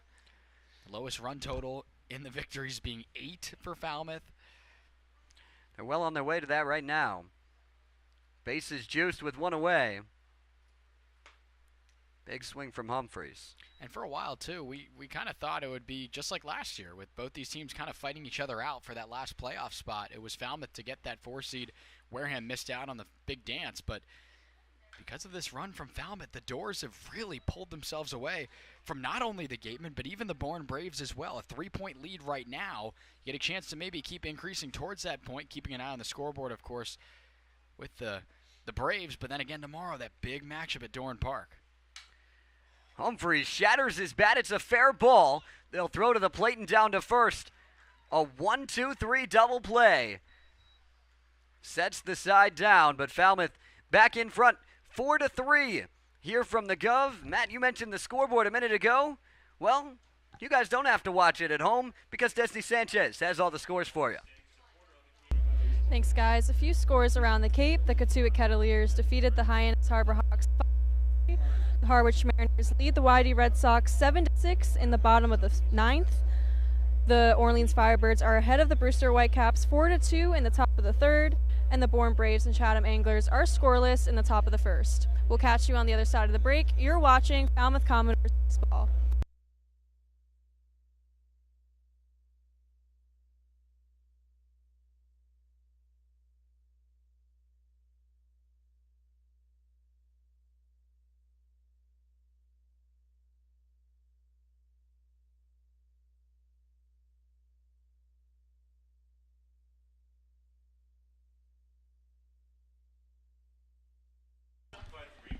Jacob Smith joining us up in the booth once again. Jacob, first off, got to ask you about yesterday. What was it like out there? You were down in the bullpen, right? What was it like out there just watching that offensive performance? Honestly, it was something I've never seen before. I think that's easily the most runs that we've ever scored in a game. Well, that most runs that's ever been scored in a game that I've been a part of. You know, it was honestly crazy, especially the performance from Travis and T-Mac and everybody else. Man, it was crazy. It was crazy. It was definitely something that you don't see often. It was a crazy day around the league in general. Before yesterday, no one had ever scored 20 runs in a Cape League game since 2010. Yesterday, 2 teams did it. The Commodores did it. That's crazy. And the Harwich Mariners did it as well. That is wild. That is wild. Stevenson trying to lay down a bunt. Now, Jacob, I heard that there was some ice cream in the dugout during yesterday's game. Did you partake in any of the dessert eating? Listen, how are y'all getting this insider info? That is supposed to be down low. You might have to check out the social media pages. Oh yeah, that's probably what it was. That'll do it every time. You've been on pretty recently, I must say. Yeah, but listen, those ice cream sandwiches that they brought in were awesome. I ate like 3 of them. It got me through the game. I'm sure you guys were feeling good last night overall. It was an early start to that game. 4:30 first pitch, couple of runs in that first inning. But that 5th inning in particular was crazy. 14 runs, 19 men sent to the plate in that inning. Man, we were just hitting around. It must felt like BP. It was crazy. Barry Walsh led off that inning with a hit by pitch, and he ended the inning the 3rd time that he came up. That is crazy. Oh. Stevenson loops one to center. Humphreys with a long run. Shoelace grab. Looked like he checked up on it a little bit. He couldn't really get the depth right on it, but made the right adjustment, made a good play. It was a big swing there, but it sounded like maybe broke the bat and didn't come off cleanly. Yeah, no. The power was there, but the pop wasn't. Is that your favorite sound as a pitcher? Broken bat? No? My favorite sound is knowing I just let a fastball go with every inch of power in my body, and I hear the glove. Oh, the pop of the glove? Yeah. Fair enough. Fair enough. So it's depressing when you let one go and the glove doesn't pop, because then you're like, man, did I even throw that hard? It hurts. Ooh. Getting some ugly swings. It's going to be a tough play. Really good stretch from McGregor. A nice job from Luke Heyman. You mentioned the ugly swings. That's a good sign because they were right on Barnett. The first couple of innings here, 7 hits in the first 3 innings against him. But this is the Michael Barnett we've seen throughout the season. That's just the sign of a good pitcher, honestly. When they're struggling a little bit in the beginning and they can make the adjustments that they need to produce, which is like right there. He's doing exactly what he's supposed to be doing. Now, Jacob, you said your favorite sound was that fastball here in the pop of the glove. A lot of pitchers will say they like when they get a guy to miss and wave and miss on their fastball as a nice sign they like to see on the mound. What is your favorite type of strikeout pitch because you throw so many? Do you like seeing guys wave and miss ugly swings on all your different curveballs? Do you like to blow a fastball by them? Maybe they change up. What do you like to go to? What's your favorite site on the mound when you're up there? So my go-to is probably the 12-6. You know, it's so slow. It's really hard for batters to sit back on it. So when they swing, they're way out front on it, and it's that's where I get all my ugly swings. Well, there's a fastball for strike 3 called. Barnett works a 1-2-3 top of the 4th. Falmouth trying to increase on the lead. For the first time, it's 4-3 Doors head to the bottom of the 4th.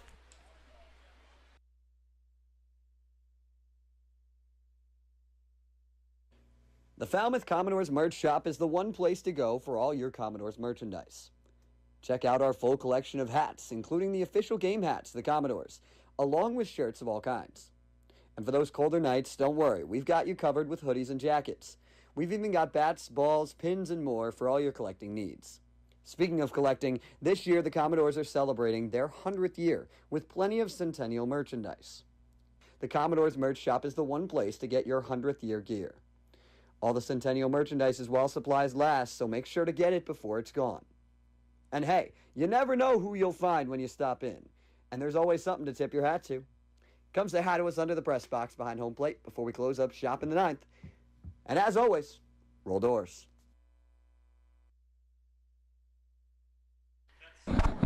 We talked about all the run scoring yesterday. So with that, we had to relate it to the trivia question prior to yesterday. What was the most runs Falmouth had scored in a game since 2010? If you guys were paying attention, I gave you a hint in the top half.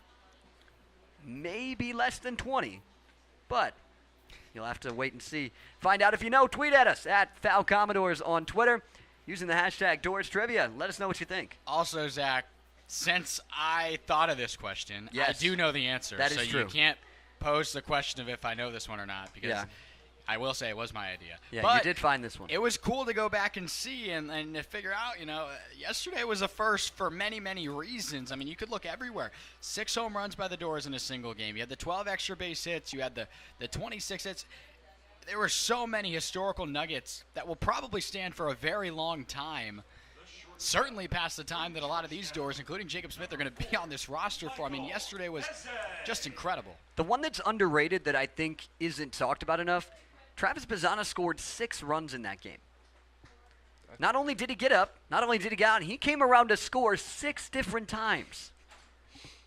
Man, that's what happens when you get on base and you got the lineup that we have. And it starts at the top of the order with Michael Eze today. Eze wasn't here when you first got here, but he was here at the start of the year for a little bit, now coming back, and boy, that was a way to make an impression on the new guys that weren't here when he was here yesterday. That's a hard hit ball, but finds the glove of Michael Brooks for out number 1. But back to as a pair of home runs for him in his first game back. First game of baseball at all in over a month. 3 hits, 2 homers, you'll take it. Yeah, you can't really ask for more than that. You really can't. He just came out and he was on fire. Let's see what Travis does here.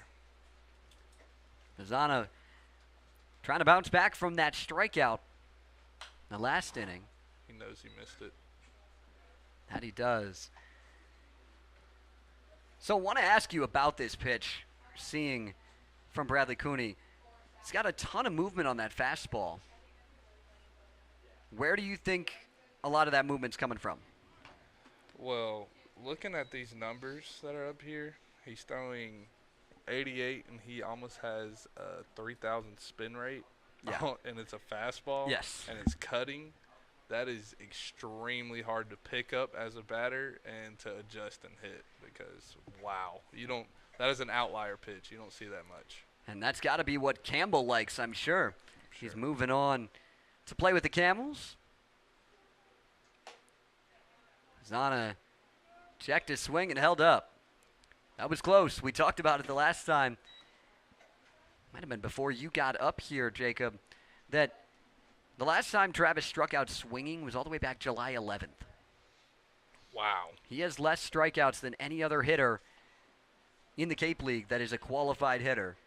Now just 13 on the summer, and he's got over 100 ABs. Man, he's just from where I'm from. We just call him different. He's the guy, and I'm looking forward to seeing where he ends up and how his career progresses because he's the man. He really is. And he's worked this count all the way back full. It's 3-2. And one thing about Travis, he does everything right as far as like putting in the work to the game. Like he reads books. He's always eating right, running, working out. And he takes strike 3 again. That's the same spot as the last time. He goes down. It's definitely it's that cut fastball this guy's throwing. It's starting off like a ball or two outside, and then by the time it cuts back, it's too late to swing, and it's on the outside corner, so it's really hard to pick up and hit. The location from Bradley Cooney has been so much better in this inning than it was in the last inning when he entered. He couldn't really find it. A couple of walks. That allowed that run to come in to score. But this inning, it's been a whole lot better. And he's really just stuck with that cut fastball. He's kind of abandoned the slider that he was struggling with. He hit Caleb Hall with it. He really struggled Luke Heyman with it. This inning pretty much only heaters. Yeah. It's working. It really is. See what Walker does here. Yannick blasted a moonshot yesterday out to left field at Lowell Park. Back to the screen. Do y'all ever jump when the ball comes like back, or are y'all like trained to just? We're pretty used to it. Nah. I don't know. Did you just jump there? Oh, I yeah, wasn't paying almost attention. Jumped out my seat. A lot of times we'll just like fake grab at the air, just kind of hold out the hand like we're gonna catch it. Solid. I need to build that. Oh, this is a good swing. Yannick battling. It's 2-2. He's had himself a really good summer overall. Coming in out of Sam Houston State. Pair of really good seasons with the Bearcats, and now trying to build on that headed into his year of draft eligibility next year. Yeah, I'm looking for him to get drafted, and because he can really do it all on the defensive side and offensive side. Ooh. There's the slider that just missed. I think everybody in a blue jersey out on the field was headed back to the dugout. And I think the reason for that is I'm not sure that's where it was supposed to miss or end up. You got Brennan kind of setting up on the outside. He's got to come back and reach across his body. It looks like a strike, but sometimes you got to be quiet there behind the plate as a catcher. And instead of the strikeout, it's a walk that keeps the inning alive. Yeah, that's a good AB by Walker right there to lay off that, what was it, a 2-2 curveball? Yep. I'm sure that's not a fun spot as a pitcher when you have a close pitch like that. How difficult is it to reset yourself on a 2-2 pitch that you thought was strike 3 and you got to bounce back for a 3-2? It's not hard to necessarily reset yourself. It's just people don't realize how much that changes the whole at bat, because now he's seen it, and he can basically eliminate that pitch and sit on something else. Ooh. That cut fastball continuing to have a ton of movement. Yeah. Easier said than done, though, in terms of the waiting on pitches and eliminating pitches, especially when you're out there. I mean, you've got guys second-guessing, and it's tough. It really, really is. I just had that's something I focused on. Instead of worrying about more throwing hard and stuff like that, I worked on developing pitches so batters couldn't sit there and eliminate pitches, and I could be just as effective. Great jump by Yannick. The throw down won't even be close. Walker Yannick finds himself with another stolen bag. He's got pretty good wheels for a catcher. That's his 5th on the summer. He had 10 of them at Sam Houston State, and it's really a testament to the aggressiveness and the timing that he's got. He's going again. Throw down, not in time. He's Good the job. DH today. He's the DH today. Normally a catcher, he just stole 2nd and 3rd. You may have heard that nugget. We were saying that you're trying to catch the Bourne Braves. You see them tomorrow. The Doors running all over the place today. 2nd in the Cape League in stolen bags and adding a lead for themselves in that number. with Yannick doing 2 on this same trip around the bases. Can't keep it in the glove. McGregor stays alive. Sorry to cut off your catchphrase there. Stepped on the ka-chow. Oh no, I think I stepped on what you were saying, so that's on me. My bad. It's all good. Got to get that in there at some point because Walker Yannick is speed right now. Yeah, he is moving. Anything that gets by Brennan should score him. McGregor, soft fly ball out into right. Hangs up for Morton to run it down. Yannick gave it a threat, but Falmouth with a 0 on the board for the first time. Jacob, thanks for joining us up here. It's always a pleasure, man. Love having you on the broadcast. That'll do it for this 4th inning here from the Guv. 4-3, Falmouth in front on the Commodores Baseball Network.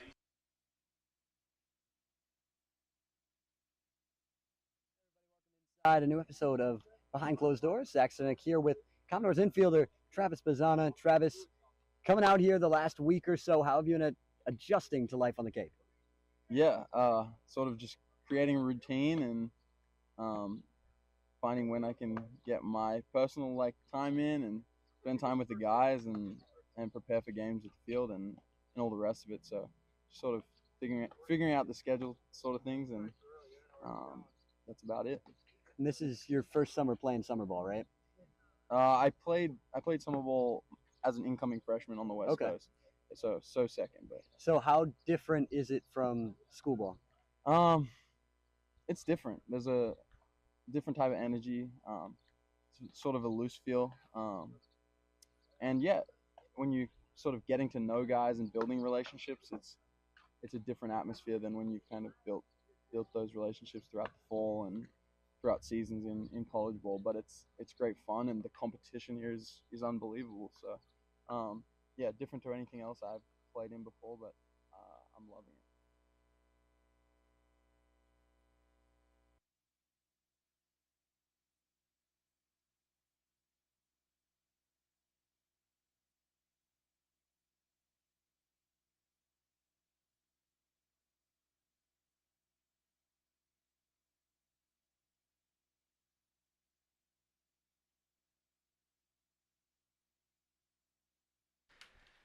Michael Barnett back to the mound. Quick look at the standings here.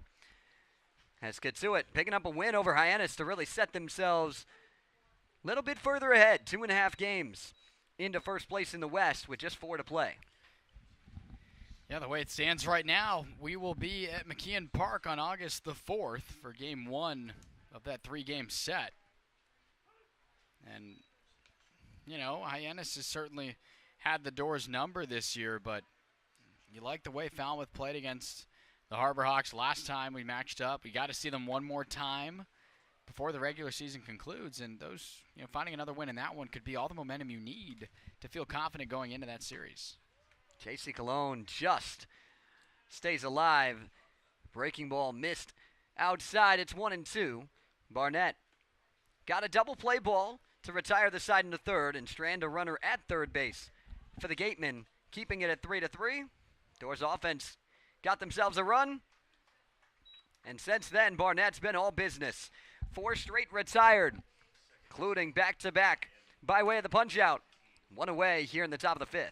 Jumping his strikeout total to 5 now on the day. Barnett got an ugly swing there from J.C. Cologne. He settled himself into the groove, as you mentioned. 4 in a row set down. After all those hits, he's really calmed things down here. And if he gets through this, he'd be in line for the victory for Falmouth. Here's Dorian Gonzalez. Starts out ahead. He singled and scored in that 3rd inning. Tied it up for the Gatemen. Only 1 run, and it was Gonzalez's run that is earned against the line of Barnett. Big swing, pulled his head on that fastball. Came up empty.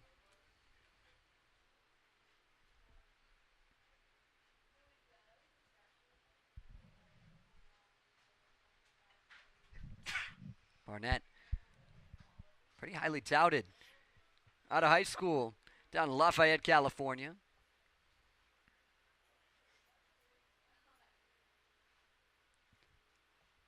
Gonzalez battling in ahead in the count. Line drive to deep center. Humphreys back on it. He'll make the catch on the run. 2 up, 2 down. Yeah, just jumped on a pitch there. 2-1 count. You're looking for something hot, and that's a good spot from Barnett. To get that line out, I mean, it's hit real hard, 94 off the bat. Humphreys' first step is always back. He's able to do that, make the catch there over his shoulder, and help your starting pitcher out. He's given up contact today. We've seen it, 7 hits, more than the Doors have today, but if the ball gets hit to your fielders, you've seen a couple of double plays and some putouts, as well as the strikeouts from Michael today. Couple of Michaels going at it now. Michael Barnett and Michael Brooks. Brooks so far has gotten the best of Barnett. Reached on air and scored in the first, and then a single in the third. Trying to find his way to first base again. As Barnett looks to get through another 5-inning outing. And the difference, I think, has been his location of the fastball. You remember he was giving that pitch up a little bit earlier. A lot of the hard contact. That one's in a real good spot, low and away from Michael Brooks. But Brooks finds another hit. Slider that didn't catch as much plate as the last time, but still caught enough for Brooks to find himself a single. And that's a difference, because while the fastball has been his better pitch of late, he does kind of leave one, as you mentioned there, relatively over the plate. Sliding away from the righty Michael Brooks, so it's tough for him to beat you on that, you know, to a gap or over the wall. So it doesn't hurt all that much, but again, that's where a lot of these hits have been. Pitches that have been over the plate more consistently than we've really seen from Barnett. Let's see if he can avoid that trouble, strand the runner, and get in the dugout with the lead still intact. Grant Hussey steps up. He had an RBI 3-4-3 ground out last time. Doesn't have anyone in scoring position at the moment. But he hits one high and deep out to right center, and when Grant Hussey's at the plate, you're always in scoring position. 5-4 Gateman.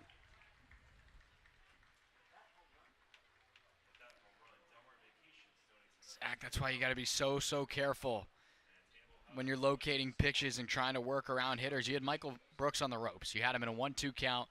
The pitch selection's right. You go with the slider, just got too much plate. It doesn't beat you, but this time here, he goes with the fastball. That's off the plate. It's a good pitch to the lefty, Hussey, but he turns on it and gets his barrel out in front of it. Fastball outer third that he takes over the right center field wall, one of the deepest parts of this ballpark. And like you said, the Gatemen have the lead. 418 feet for Grant Hussey. Gives that one a ride. And now Barnett trying to settle himself. Falmouth offense, still plenty of time to work with. 0-1 count to Grant Sherrod. He's 2 for 2. But an ugly swing there. And it's 0-2. Better location there for that slider. And you've had the 5 strikeouts. It's been an okay day from Michael Barnett, but the location has hurt him a little bit. Appeal down, but he laid off it. Another 1-2, just trying to get himself out of this game. See if the offense can pick him up. Parker Coyle is warming, and he's been lights out for the Doors out of the bullpen. Another 1-2, big swing and a miss on the slider. Barnett heads back to the dugout, but the Gatemen strike for 2. Jump back in front, 5-4, Wareham halfway through from Falmouth.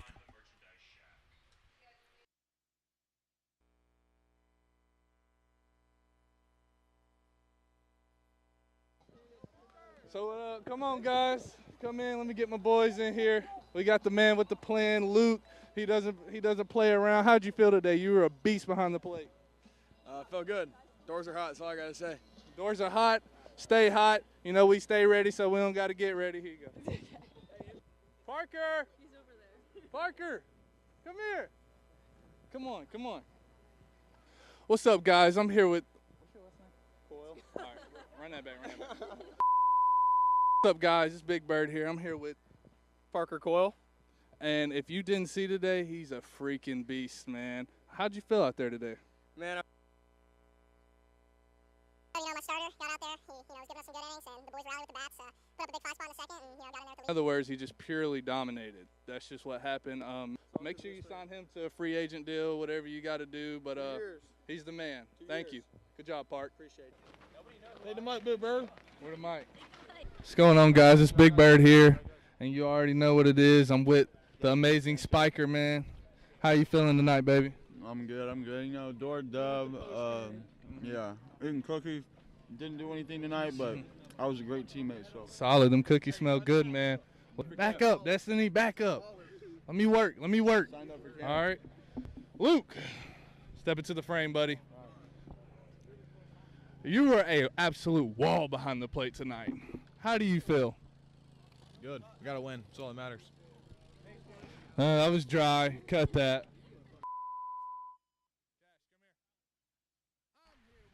Gavin Turley out in front of the count against Packy Bradley Cooney, trying to find a run. The Doors trailing by 1. First time they've been behind since back in that first inning. And that cut fastball again from Bradley Cooney finding success. It's 1-1. Giving this broadcast a lot of Jacob Smith today. One of our favorite PSAs we put together, and our videographers, Scott Samanchik, McKenna Wall, and Laura Schroeder, been hard at work getting those together. They do a great job for that fun content that obviously the players certainly enjoy as well. 3 swings and misses to retire Turley. Bradley Cooney is cruising right now. That's that cutter, and it's the slowest one we've seen from him. That pitch has lived 88, 89. That one coming in at 86. Still was over the plate, but again, with the way he's been using that pitch, it's tough to get to when it's spinning like that and working off the plate away from these right-handed bats. Luke Heyman rolls one to J.C. Cologne at short. The throw pulls him, but Hussey puts the tag on for out number 2. Well, J.C. Cologne can say thank you to Grant Hussey, not only because the Gateman, big first baseman, gets him back in the game with that home run swing, but he just saved his buddy at short from an error right there. Pull him off the bag, but Heyman's not going to beat you down the line with the quickest of speed. Does a great job behind the plate, but there Hussey had time, though. He makes the catch, doesn't crash into Heyman there, avoiding injury, and slaps a tag for that out. Sean Darnell comes up empty.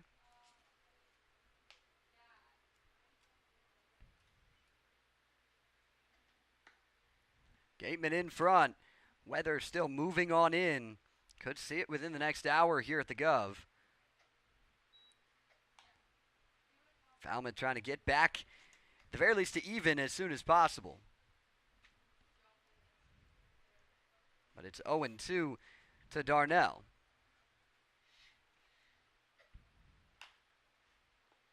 Just stays alive, continuing to fight that pitch off. There hasn't been a 1-2-3 inning worked by the Gateman pitching staff. There's only been 2 of them total, and they were both worked by Barnett.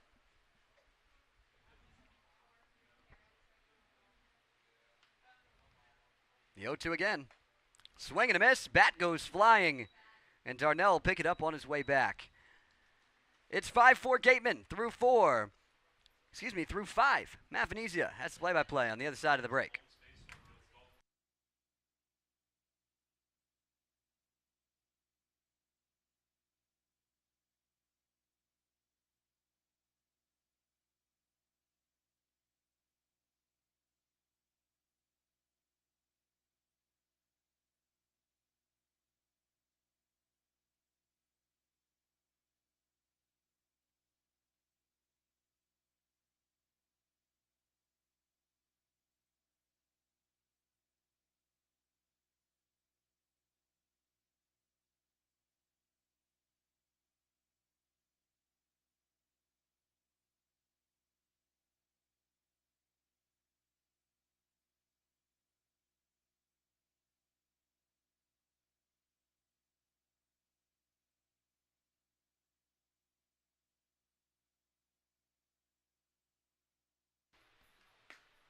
Welcome back to Guv Fuller Field. We talked about some history of what we saw yesterday, but look at this day in history today.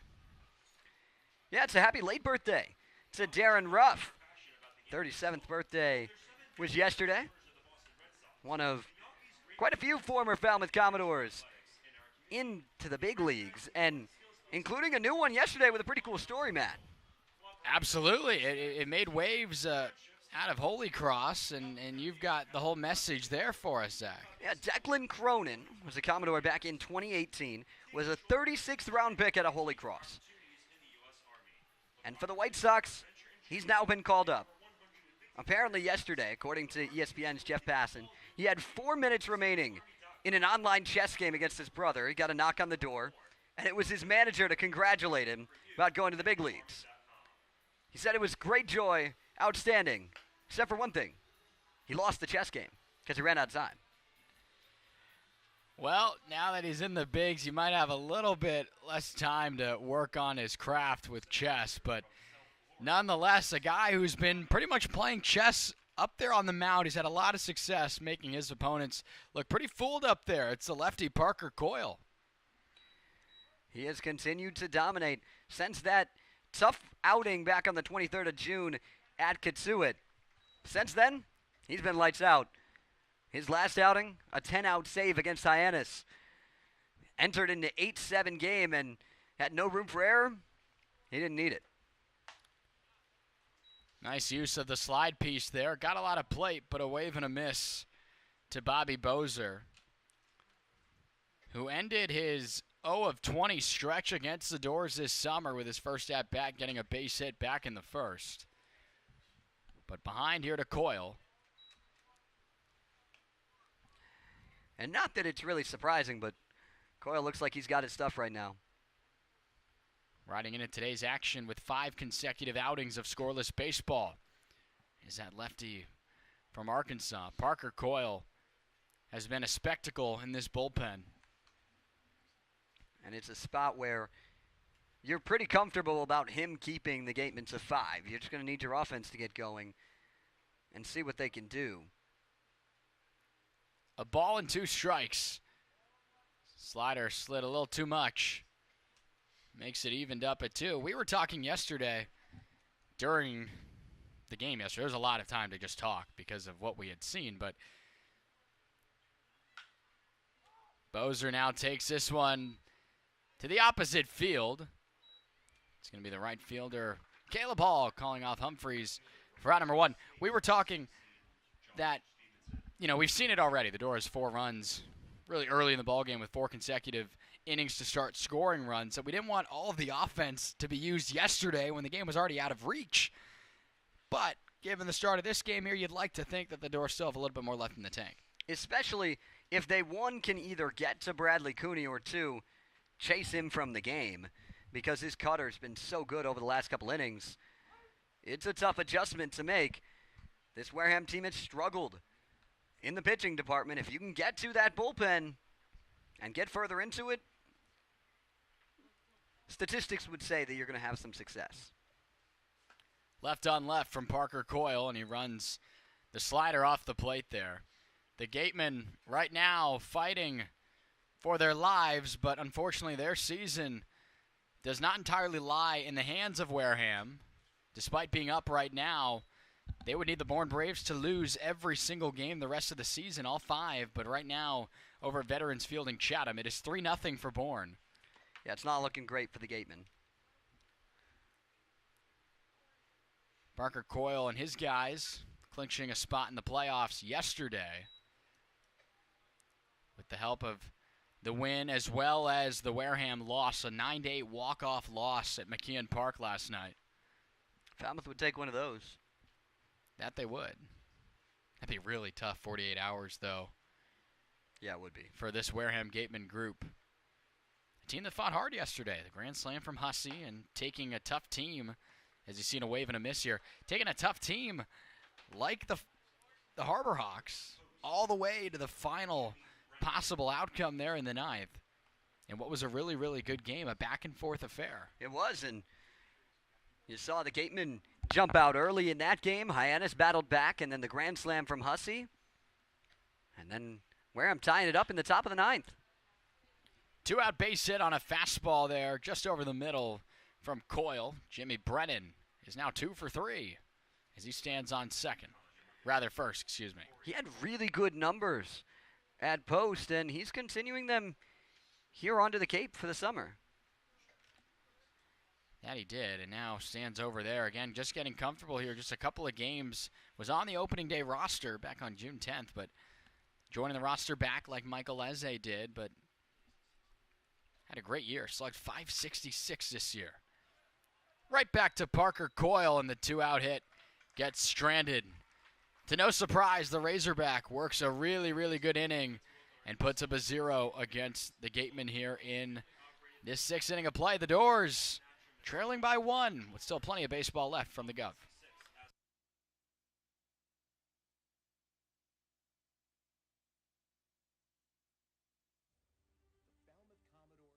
Part of the heartbeat of Falmouth since 1923. Thousands of fans flock to Guv Fuller Field each season to see future Major League ball players working to reach their dreams. All of this wouldn't be possible without the generous support of our sponsors. As a nonprofit volunteer organization, the Commodores raise funds to cover operational costs. Fans support the local businesses who back the Commodores. It's what community is all about. There are so many ways we incorporate our sponsors into the fun, whether it be banners, print ads in our program, mentions on public address and broadcast, as well as in-game experiences. So however you support the Falmouth Commodores, we thank you.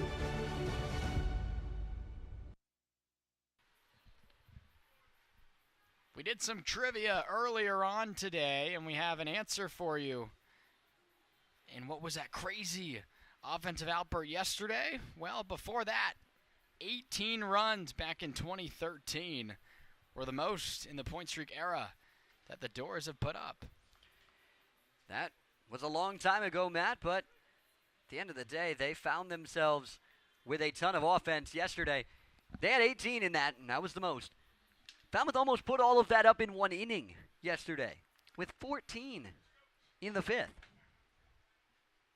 Certainly one of the craziest days that I know both of us have ever been around doing this broadcasting gig. It was something. Really, really impressive. But another guy who's been impressive himself, Patrick Bradley Cooney out there again. He gives up a first pitch laser. That's right at Bobby Bozer in center. The only hard bit of contact we've seen up against this righty for Wareham. That's out number 1. That's unfortunate because Caleb Hall had reached his first 2 times up, and that ball was crushed. Zach, we were talking during the break. You got to find a way to knock Bradley Cooney out of the ball game or have his arm fall off or something like that. There is activity in the bullpen right now. Josh Lanham is getting ready to throw. He'll be coming in next for the Gateman. He's pretty good out of Lenore Ryan. Really good program down in North Carolina. Nate Humphreys now. RBI double for him back in the 2nd. Then had that unique 1-2-3 double play to get the Gateman out of a bases loaded spot back in inning number 3. Had the green light on that cut. Comes up empty. We'll say for Bradley Cooney, he's dropped in velocity quite a bit over the last couple innings. He was throwing that cut fastball at 90 when he first got in. Now it's 84. He's consistently went a little slower each inning, too, as he goes, losing some of that adrenaline a little bit. Some of the relief arms. Common to not quite have the most amount of stamina in the world to maintain that low 90s pitch that when it slides and moves and cuts like it has been for him, it really is tough to hit. But couldn't really locate here. Nate Humphreys aboard for the 2nd time today, and Michael Eze digs in for his 4th time today. And it's still tough to hit at 84. At that speed, it really does play like a slider because it still slides and cuts in that direction there across his body. That's why they say that the cutter and slider is so similar, because when you're throwing a cutter, it really is just throwing a fast slider. There's a little bit of a different grip to it potentially depending on the guy, but Humphreys going. The throw a little high, and Nate Humphreys swipes another bag. That's number 2 for him, tying Yannick. Both those guys have a pair of stolen bases, and the Doors continue to collect them here tonight. That's already the 6th stolen base for Falmouth. It's the most in a game this season, and we're still in the 6th inning. Something about setting records over the last several days from this Falmouth group. But right now, the only real bit of information that matters is what you see on the scoreboard. Falmouth still trails by a run. The Doors were ahead 4-3, and then Grant Hussey in the 5th inning hit a 2-run shot to right center. Eze there, good leave downstairs. Falmouth had really bottled him up pretty well this summer. But breaking out here in this ball game with that 2-out, 2-run home run. He's somebody that was red hot at the start of the year, got really cold, and now is heating back up again. He's a bat that nobody's going to want to see over the next 5 days. Big cut and a miss. Michael Eze down on strikes for the first time today. That's the 2nd out of the inning. It's that same pitch. That's what you see, but in this situation, there's one guy you want up, and it's number 7 in white. Travis Bazzana been really, really good for Falmouth. Today has a pair of backwards Ks. He doesn't strike out really at all. We told you that number earlier on. But when he does strike out, it is looking because he just is so patient and knows the strike zone better than most hitters do. That he does. Showed that at school this year. Such a good season for Oregon State this year. Despite the Beavers missing the tournament. Consistently always, usually a preseason ranked team. One of the better programs to go up against in the Pac-12.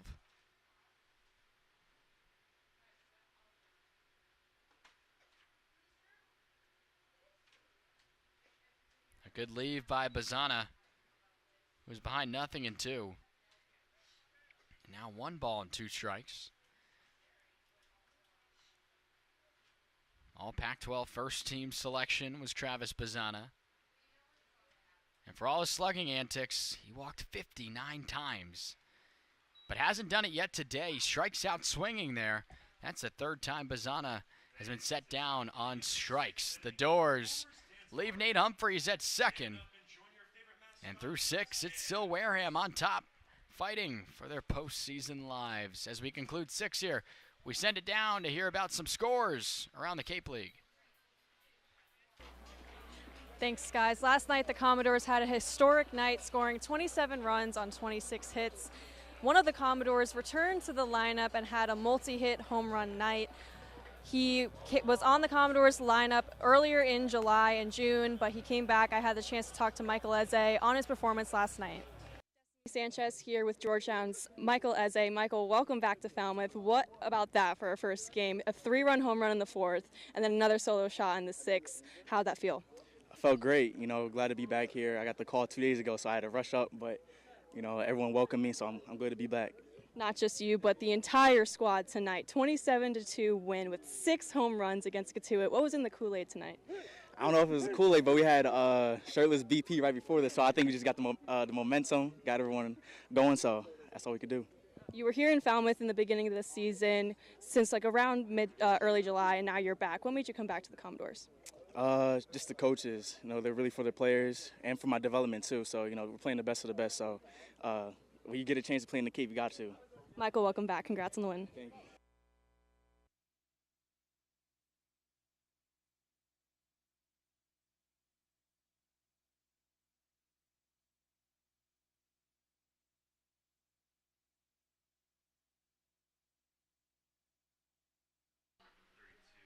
Welcome back inside the broadcast booth today. Matt Venezia's Extra Denick. We'll hear scores later, but a really good bit of information there from Michael Eze. Again, these guys know, I think, early on that, when they get here right out of the gate like he did, that it kind of depends on how long they're going to stay. But for him to get the call back and do what he did yesterday, it just is something you don't see all that often. Talked to him during BP about it, and he said that when he was let go, they said there's a chance. There's a chance right there at a base hit Again, another leadoff base runner here. Coyle doesn't surrender him too often, but now a base runner contend with. Back to Eze. He said they told him there was a chance, and he told me, I thought they were just saying that. He didn't really think that he was going to get that call back, but he did, and he's excited to be back. The Doors having to replace some spots in the infield. A couple of transactions being made. No more Gavin Keelan at shortstop the rest of the way. Had been Falmouth's day one shortstop with Eze on that opening day roster. This ball gets away from Luke Heyman. And now that wild pitch has J.C. Cologne, a bit of insurance, standing on second. And with that loss of Gavin Keelan, that means there is one Commodore at this point that is on the roster today that was on the roster opening day. That's right. That's just the nature of the Cape League. And he's not in the lineup today. No, he's not. Good to see the efforts of Tab Tracy. He's been real consistent for the Doors when he gets in. Been here since, as you mentioned, Zach, the very, very beginning. That's a really good pitch. Gonzalez was sent up there to sacrifice in that spot with that runner at second base. Now, Gateman really looking for that insurance that you mentioned, but Parker Coyle painting that outside edge, getting the call.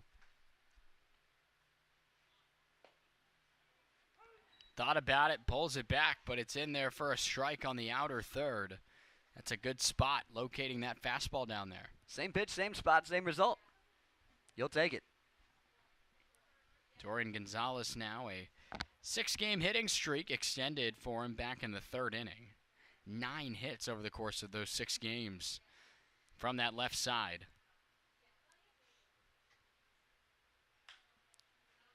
Got one off the end of the bat here. In right field for Caleb Hall. Way too shallow to even try if you're J.C. Cologne, and a good productive first out. That's what you're looking for if you're Parker Coyle. Find yourself an out and keep that runner standing at second base. Again, we've talked about the importance of this game for the Wareham Gateman. Again, a win would be good for them, but got to keep an eye on that game out there in Chatham. And if the Doors were not able to clinch yesterday, they would have had the opportunity tonight by themselves to not have to worry about other scores around the league, to just handle that business. And you and I were mentioning, Zach, you just want to take care of that as soon as you possibly can. And Falmouth has done that. Absolutely. By more than enough yesterday. Especially in a spot like this, because if they hadn't clinched yesterday, you'd be sitting at a deficit right now, and the Gatemen having life in the playoff race against Falmouth. Instead, now you're locked up, and no matter what happens today, you're still in a good spot.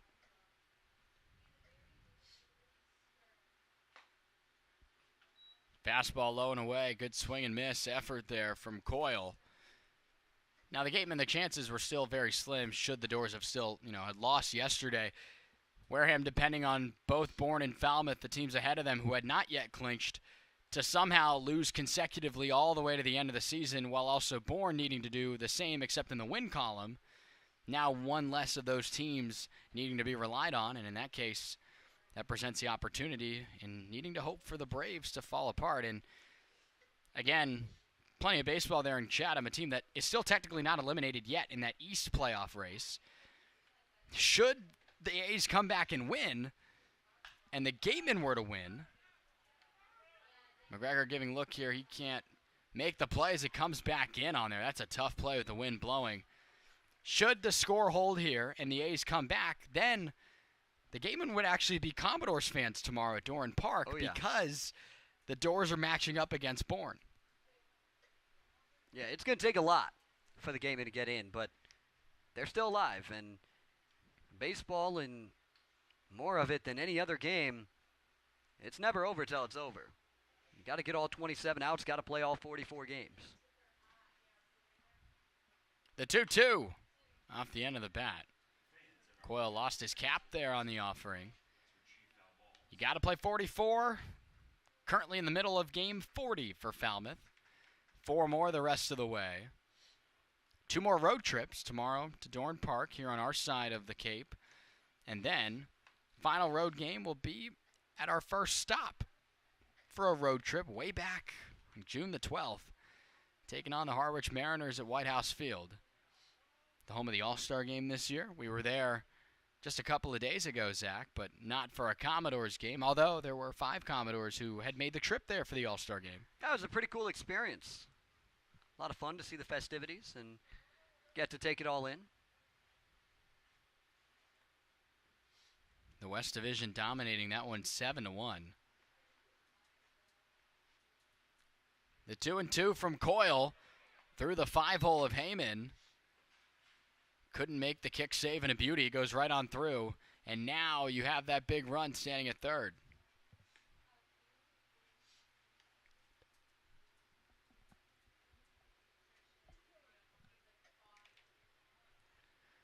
We haven't seen Coyle struggle too much in terms of allowing guys to reach. Just 4 walks for him this summer, and now over 21 innings pitched. I mean, he has been just locked in. But in this instance, the infield in on the grass to help him out, and he gets another chopped pitch here, foul. Good battle working here by Michael Brooks. He really needs a strikeout in this spot. Walk's not the worst thing that happens because it sets up a double play, but the less base runners on for Grant Hussey, the better. It's been a good battle here with Brooks and Coyle. Pitch number 10 of the at-bat is barreled out into left. That's going to split the gap and one-hop the wall. Easily in to score is J.C. Cologne. And Michael Brooks extends the lead for his Gateman to 2. He's been outstanding. Had 5 hits. Entering tonight, he's got 3 already for Wareham. Wareham already up to 12 hits against these Commodores. The Doors have half that number, yet still it's a close ball game, but you got to find a way here to limit the damage. With now Grant Hussey, we know what he did last time, an extra base hit for himself. Went over the right center field wall to leapfrog Falmouth. The Doors were on top 4-3 at the time. That made it 5-4. There's still 9 more outs for Falmouth to work with. And with their offense, they're not out of it, but the more you can limit the damage, the better. And the pitching of Wareham, too. Down in the bottom spots in several defensive numbers. They surrender a lot of offensive numbers. I guess that's what I was getting at. And the Doors have certainly contributed to it.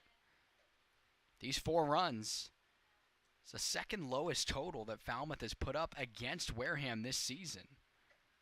It's not over yet. Not at all. As you mentioned, still the 3 more sets of at-bats. Fouled off of Luke Heyman there, trying to work Hussey backwards there with the fastball. And we'll keep going here, no balls and 2 strikes.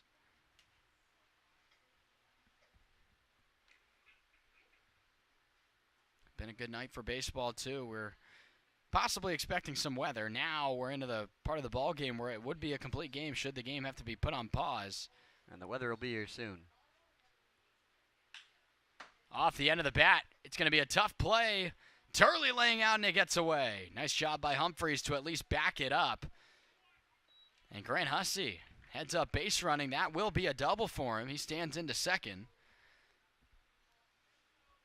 And now the situation looms a little bit worse. 2 men in scoring position with still only 1 out. That's the same spot that the fastball from Barnett was. That was hit really hard for the home run. This time Hussey off the end of his bat just couldn't keep it up in the air long enough for Turley to get to it. Grant Sherrod on Free Slurpee Day, 7-11 in that matchup against Falmouth. Went 1 for 2, had a home run in that ball game. Already has 2 hits himself here, and 13 the total, continuing to get up there for these Gatemen. The Commodores have now surrendered 361 hits this year. Entering the contest, the Doors had the 3rd most hits allowed as a pitching staff. And unfortunately for Falmouth right now, that number continues to increase. The big cut and a miss there. It's interesting because Falmouth entered the night at 360 offensively in the hit column, 1st in the league. Now they're up to 366 in that category. If you like the hit column being lit up on the scoreboard, come watch Falmouth Commodores. You're going to see it. 26 of them yesterday. A jam shot here, and it's going to get down into right.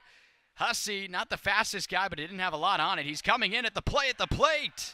Did Heyman slap the tag? Yes, he did. The throw was up the line, and that might be the reason why they were able to just barely get Hussey.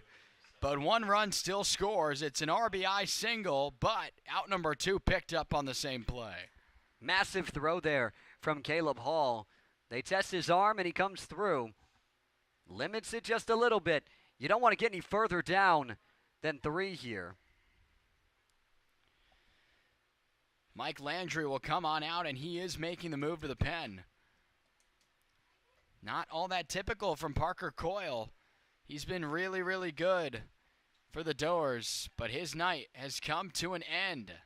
We'll find out who the new arm is when we return, trying to strand that runner at first with 2 away here in the 7th.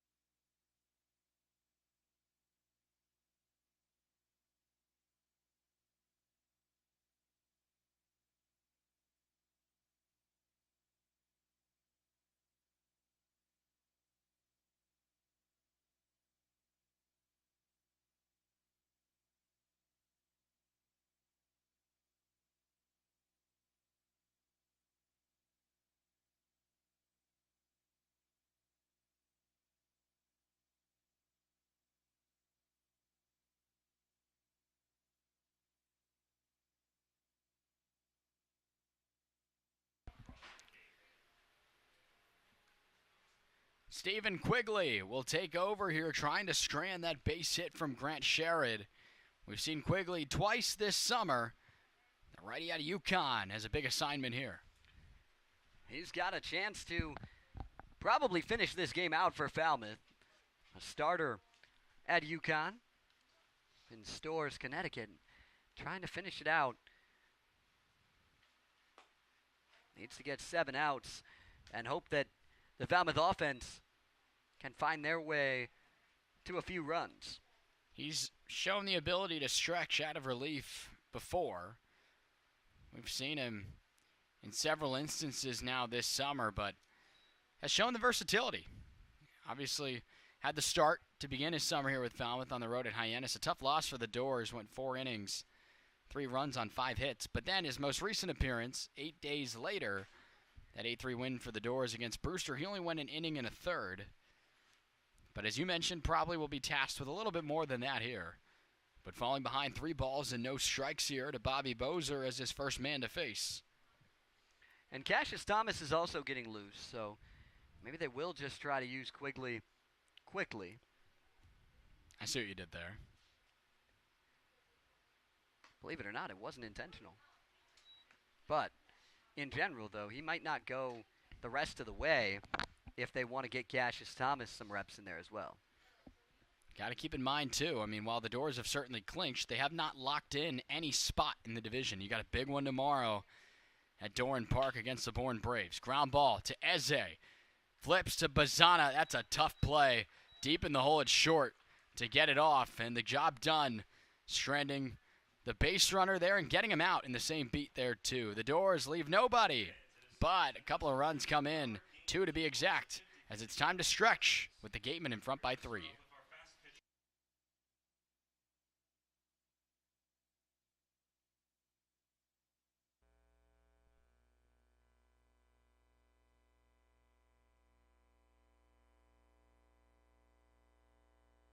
Let's take you through a day of BP with Garrett Coe. You can kind of see all of our pitchers over here doing absolutely nothing.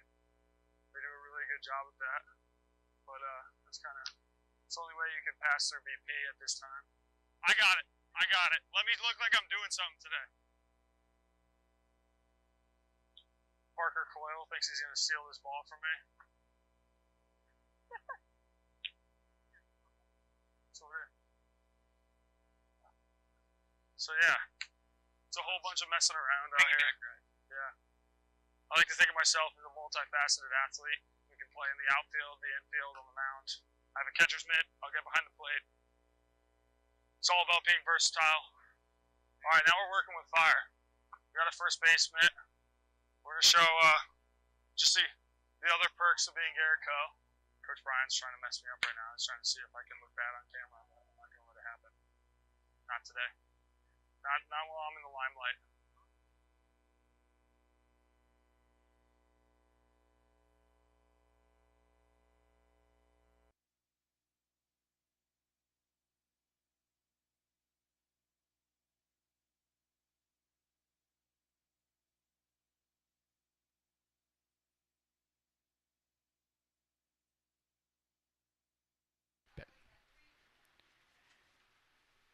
Beautiful night here. While we still have it as a beautiful night, the weather hasn't rolled in just yet, but the moon out here at the Guv. Pretty shot there from Laura Schroeder, getting that shot here. Nice job. Pretty baseball here on the Cape. What could you ask for more in this historic Cape League? Centennial season of baseball here in Cape Cod. 100 years of baseball, 100 years of Cape skies, because the baseball skies have been outstanding, and they've been as advertised this summer, Matt. Yannick sends one into the Cape sky. Stevenson went back on it quickly there. He'll make the play out there in left center. Cut off Bobby Bozer there a little bit. They were both pretty close to each other for that first out. Packy Bradley Cooney has been outstanding. He's been the player of the game for the Gatemen tonight. Grant Hussey's been really good. There have been some other spots, but Bradley Cooney comes in with Falmouth scoring in each of the first 3 innings and has been, for the most part, lights out. You mentioned the 3 runs to begin the ball game in consecutive innings for Falmouth. 3 consecutive zeros for the guys in those white jerseys you see here. Tyler McGregor's got the swing and the power to at least add at least 1 digit into the 7th inning score sheet. He finds himself evened up at 1 here. Tyler McGregor, haven't seen him hit a long ball, though, since that 3-2 loss July the 5th at Lowell Park. The last time we had been there until yesterday to see those Kettleers, it was a 9th inning solo shot. So been a little bit of time here since the big guy from Northeastern has left the ballpark. And you'd obviously love a home run here, but at the end of the day, you want base runners. You want to find yourself in a spot where you can bring the tying run to the plate. Because if you bring the tying run to the plate, you've got a shot. Plain and simple. The first 7 men of the ball game found a way to the plate in that first inning for the Doors. It took the next 2 innings for Falmouth to get those 7 guys back up to the plate. And it slowed down a lot more drastically since then over the course of the 3 straight zeros. But with that walk right there, a base runner is aboard for a really good power bat in Gavin Turley. And he'll get a new arm. That he will. Packy Bradley Cooley now might be headed out of this ball game. The move to the pen has been made.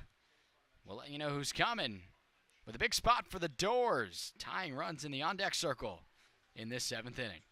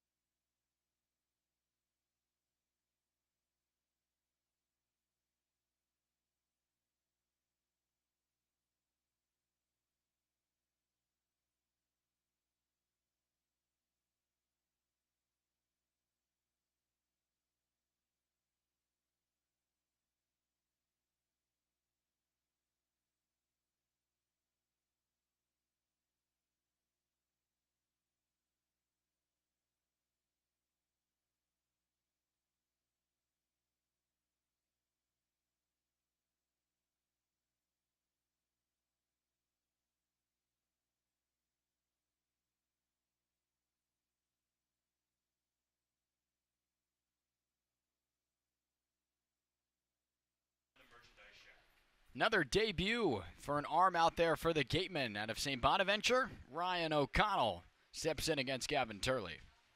And he's got a big spot because the Doors are trying to get something going. He was in the Futures Collegiate League before this summer. Only one appearance, though, for Norwich in that league this year. Last summer, though, he was outstanding for them. 5-1 with a 3.21 ERA. Now making his way to the Cape. Futures League being one of the other summer leagues that exist here. So many of them, and it's good to see all different types of talent funneling their way wherever they end up. And then some guys get mid-season call-ups to the Cape show up here, and especially at this point in the year where a lot of collegiate coaches are wanting to shut their guys down and have seen the amount of cuts they've gotten, or in this case, instances on the hill. But nonetheless, Ryan O'Connell, debut here with the Gateman. Same spot as that first one, except this time Gavin Turley thought he could get it. Comes up empty to even us up at 1. Eyes got big. That's something we haven't seen him chase much over the last week and a half or so since he dialed himself in. See if he can lock back to it right now. Fastball from O'Connell coming in the upper 80s.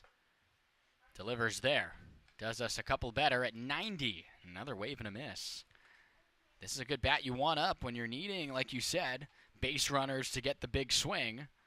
A big swing here would cut the deficit just to 1. I bet he goes right back to that pitch. Turley wants it, and he hasn't been able to touch it. Does it in a more favorable spot for the arm on the mound. Just shows it to Turley there without getting beat. Exactly, because on the chance that Turley does catch it, because he has some of the fastest hands out here, it's going to go a ways. Don't get hurt there. All fastballs from O'Connell. He was ahead 1-2. Misses upstairs and now misses below the zone.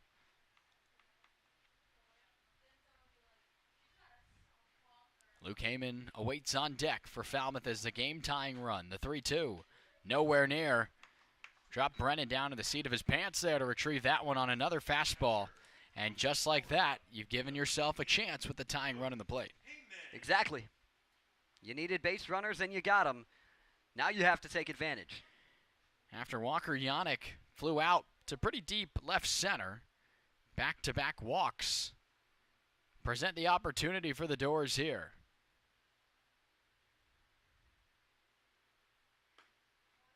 Yanks that fastball low and away.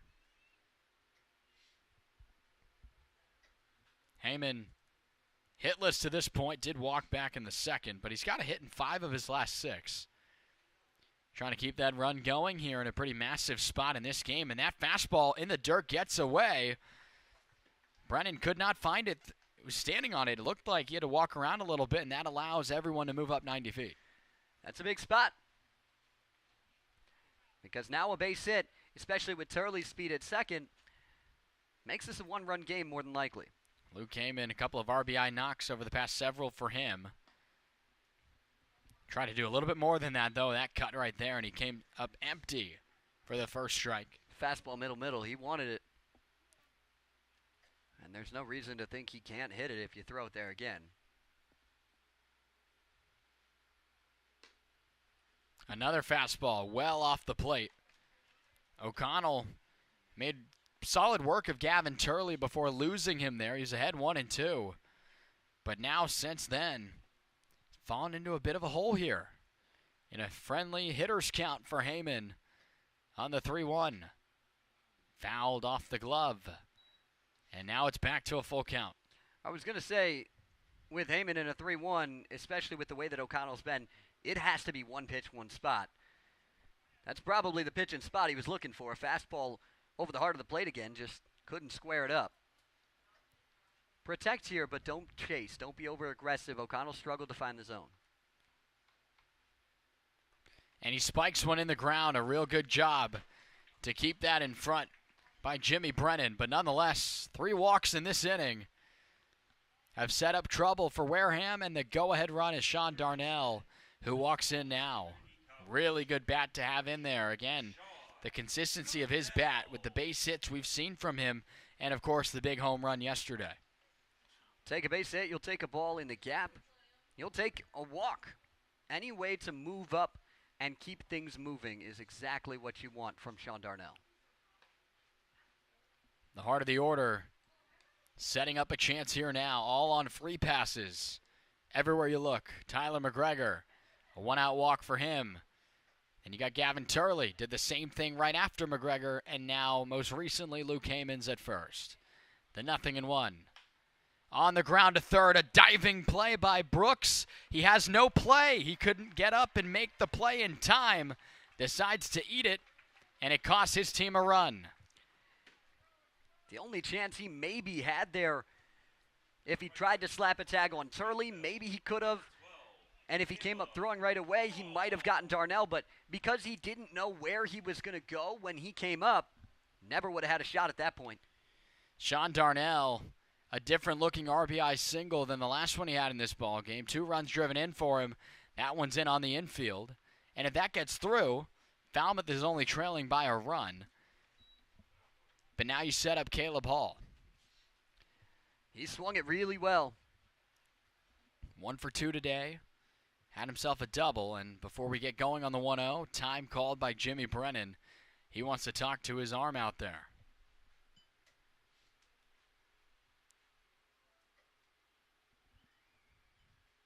Been all fastballs from O'Connell here.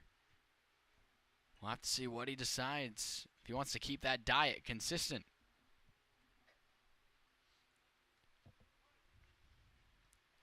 It's played. He hasn't been hit really hard. A ball by Darnell was the only one put in play. Keeps it going with his fastball, and it's down in the zone. Nate Humphreys awaits on deck, rounding out the order for Falmouth. But trying to work through the trouble here are the Gatemen, and the Doors with one swing could tie this thing up. Could even go as far as taking the lead by 2. Got good pop in there. The South Florida League's batting champion, as of a couple of days ago, now stepping in for Falmouth here in the Cape League. Really, really good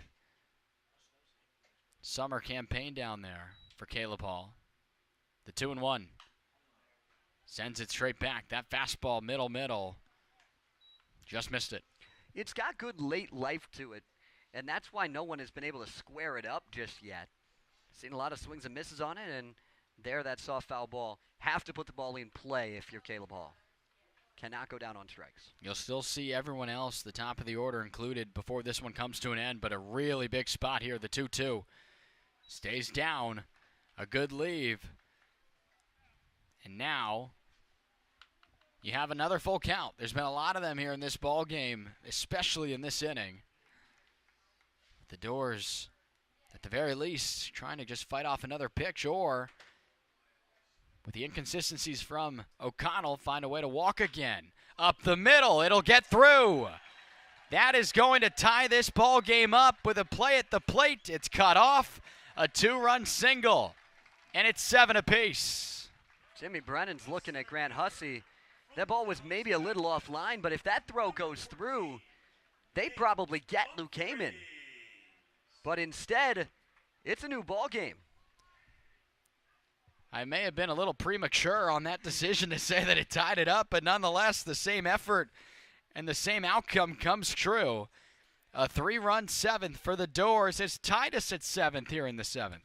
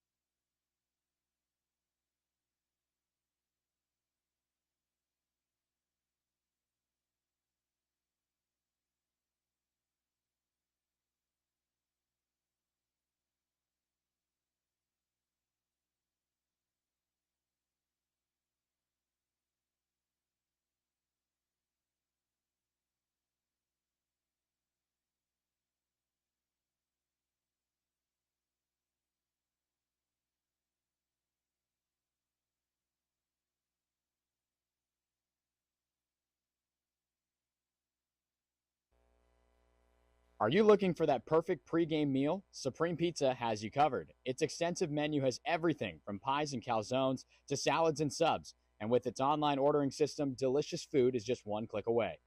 It's an honor to support the Cape Cod Baseball League. Supreme Pizza is open every day of the week. Order online or stop by their store located at 147 T-Ticket Highway and try a slice today.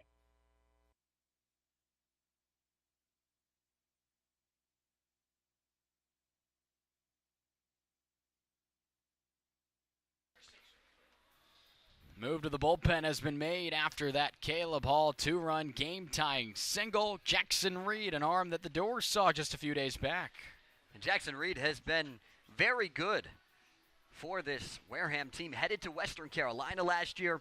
He was at Lenoir-Rhyne where he was outstanding. 6-1 for Lenoir-Rhyne. And now for the Gatemen, 2-0 with a 1.80 ERA. One of those wins, the first of them, came against Falmouth, when he went 2 innings, gave up 3 hits, but no runs across, and that's what matters for the Gatemen. The go-ahead run for Falmouth standing at second base. That's a tough effort for the Doors. Gave up a run in the 7th and then 3 in the 8th in that game at Mass Maritime. Falmouth had a tough go on the free passes, similar to what we're seeing here from the Gatemen. Falmouth worked 11 walks against, and ultimately was a really, really tough effort. Cash Thomas was not able to record an out and walked 3 in that effort, but he has certainly turned it around since then. He definitely found the zone in his last outing against Orleans, and when he's able to do that, that fastball, it'll play. Orleans was swinging extremely well that night, and they got to him a good bit, but he definitely has a shot to be a pick-to-click type player going into the playoffs, because if he can get it figured out and get that fastball to play the way it was early in the year and find the zone, he's a guy that you could see as a top bullpen arm in the playoff run for the Doors. Cash Thomas was throwing a little bit earlier. A wild pitch here in the dirt that goes back to Jackson Reed, and off the mound he'll make the catch on the ricochet. Everyone moved up, and now another base hit should bring in 2. I don't think I've ever seen a wild pitch go that high off a ricochet, maybe off the plate. Try to block it and keep it in front, and instead you pop it up. The Gateman infield in on the grass here, and similar to Ryan O'Connell, just a little bit of inconsistencies here with the fastball from Jackson Reed, although we've seen he's been able to find the zone and been real effective against the Doors. Just 1 walk this summer. On the verge of maybe 1 more added to that total here. 3-0 to Humphreys, and the lineup card getting ready to flip back to the top, and Michael Eze. Certainly not as much damage today as he did yesterday, but a respectable 1-for-4 effort from him today in that top leadoff spot. But you have first base open after that wild pitch. And with 1 out, setting up the double play is definitely not the worst thing you can do. Runs a 2-seam fastball there on the outer third. Good spot. Got the call from Robert Melms for strike number 1. Humphreys 1 for 2 today. That includes a walk, and now he gets 1 more, trotting down to first. Back-to-back walks for Nate. And Michael Eze will step in. 3-run home run for him yesterday. Had a couple of doubles, another home run, the solo variety. And it has been quite the stretch of days for Michael Eze between getting the call to come back up here to the Doors, to execute like he did yesterday, and now batting leadoff with Falmouth on the verge of trying to solidify itself into as high as the 2nd spot in this division. Still with a little bit of work to do in terms of trying to find that spot. 4 more games after tonight's action for the Doors. Nice pitch to slow it down with a changeup there. 79 on the outer third to Eze, and it's quickly 0-2. That was filthy. Really good pitch. Starts it over heart of the plate, has some good run. Behind, no balls and 2 strikes. Nice pitch on the fastball. Outer third and spots it on 3 pitches. Makes quick work of Eze for the 2nd out. That sequence was really, really tough, and now you get to the edge of your seats. This is It's what people tuned in to see, man. Grab your popcorn. The 9th man to bat in the order here in the 7th is Travis Bazzana. He's got him fully loaded with a chance for the lead and a lot of insurance. He chops one right at Grand Hussey, and none of those outcomes we just listed are going to come true, at least right now, but not before Falmouth at least ties the game. A 3-run 7th off the hands of a Caleb Hall 2-run single. Make it all square at 7 in the 7th after 7. We know the score here, but a lot of important action around the Cape, and Destiny Sanchez updates us with the scores. Thanks, guys. A few scores around the Cape. The Cotuit Cavaliers defeated the Hyannis Harbor Hawks 5-3. The Harwich Mariners defeated the YD Red Sox 7-6. The Orleans Firebirds are ahead of the Brewster Whitecaps 8-3 in the top of the 6th. And the Bourne Braves lead the Chatham Anglers 5-2 in the bottom of the 4th. You're watching Falmouth Commodores Baseball.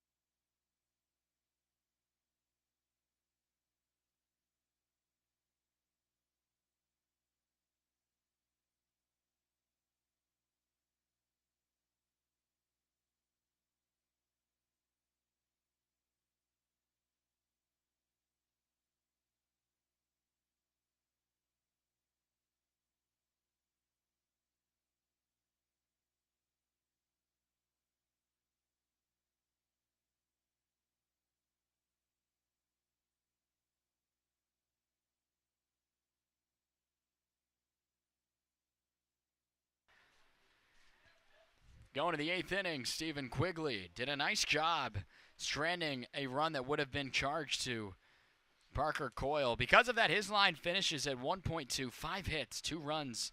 They were both earned, no walks and 1 strikeout for Parker Coyle. Certainly something we don't typically see from him, but again, really reliable arm right after a starter goes to eat up some innings.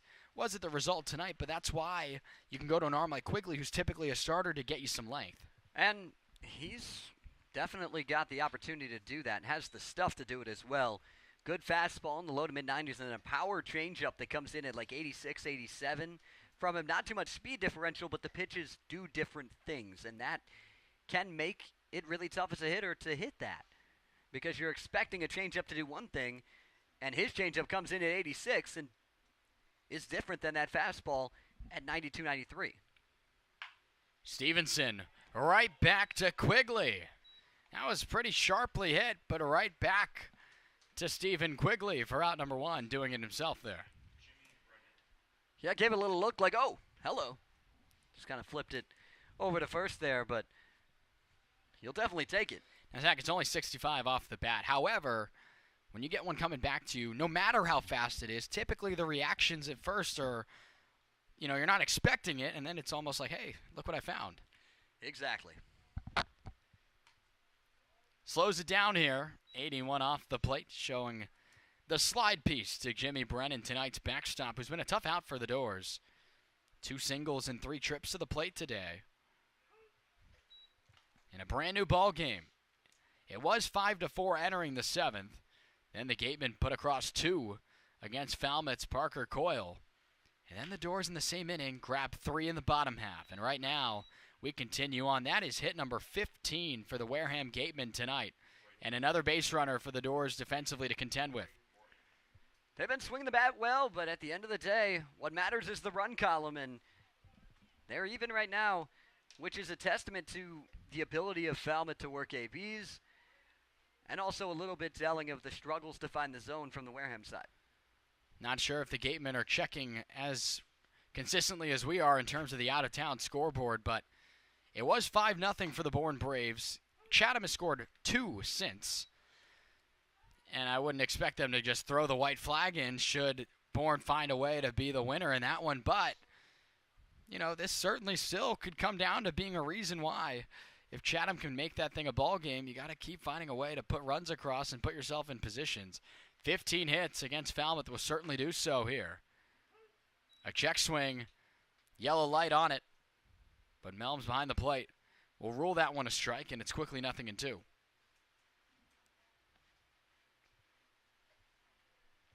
Corey Morton has 2 strikeouts today, 0 for 3 through this point of the ball game in the top of the 8th. And he comes up empty on a slider upstairs. Stephen Quigley. That was pretty. Out number 2. It was pretty and it was important, too.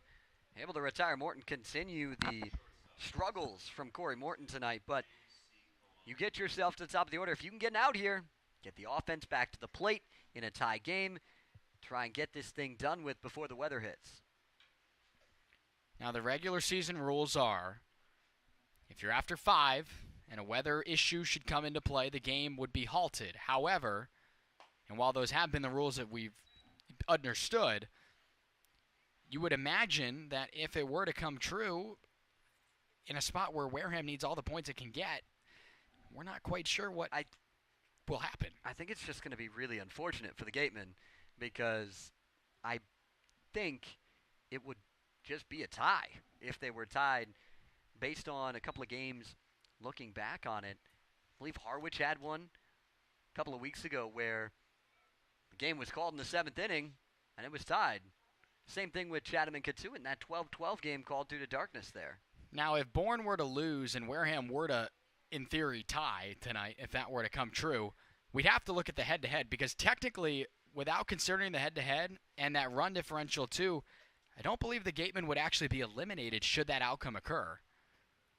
Now, this is the team that has given up the second most amount of runs, and you look at the run differential category, which is the tiebreaker. We're looking now, it maybe actually could put the Gatemen out of a chance to play meaningful baseball in early August. But that's neither here nor there. We still have baseball here to contend with, and this fastball from Quigley runs off the plate and away to J.C. Cologne. It's a hitter-friendly opportunity here, 3 balls and 1 strike. At the moment, the Gatemen actually lead that series 3-2 over Bourne, but there is still one more meeting. They still need a lot of help, though, and they need to win this game. Fastball low and away. Trackman liked it, and I didn't think our home plate umpire Robert Melms did, but a very delayed strike 2 called. You know who didn't like it? J.C. Cologne didn't like it. It's a flip of the coin call, but I think he's more upset with the fact that he's already walking down there to first in a very, very delayed call to have him go retreat his baseball bat there that he threw to the side. Full count, 2 away. Off the end of the bat, coming in is Bazana. He's got it and makes the play. Falmouth able to put up a 0 after a couple of innings of consistent offense from Wareham. And now you've got a chance to try to grab the lead before heading into the 9th inning. It's all Falmouth trying to be, at least tied up after that 3-run inning. It's 7-7 from the Guv.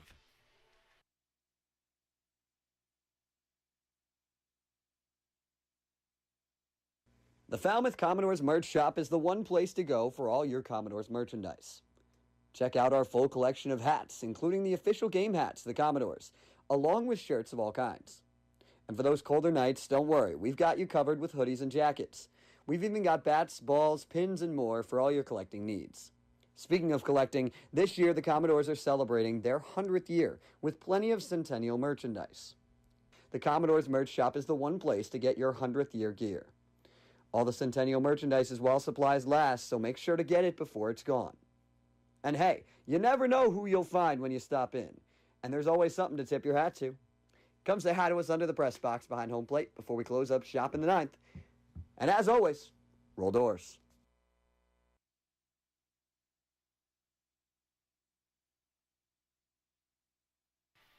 We mentioned 4 more games of baseball the rest of the way for us here before we know now, as of yesterday, that Falmouth will play some baseball. You see down there, to be determined still. It'll come down probably to that game on August 2nd against the Kettleers. And you love to see that extra game added there because it's a guarantee. Falmouth will be playing in the playoffs on August 4th, and it's good to see.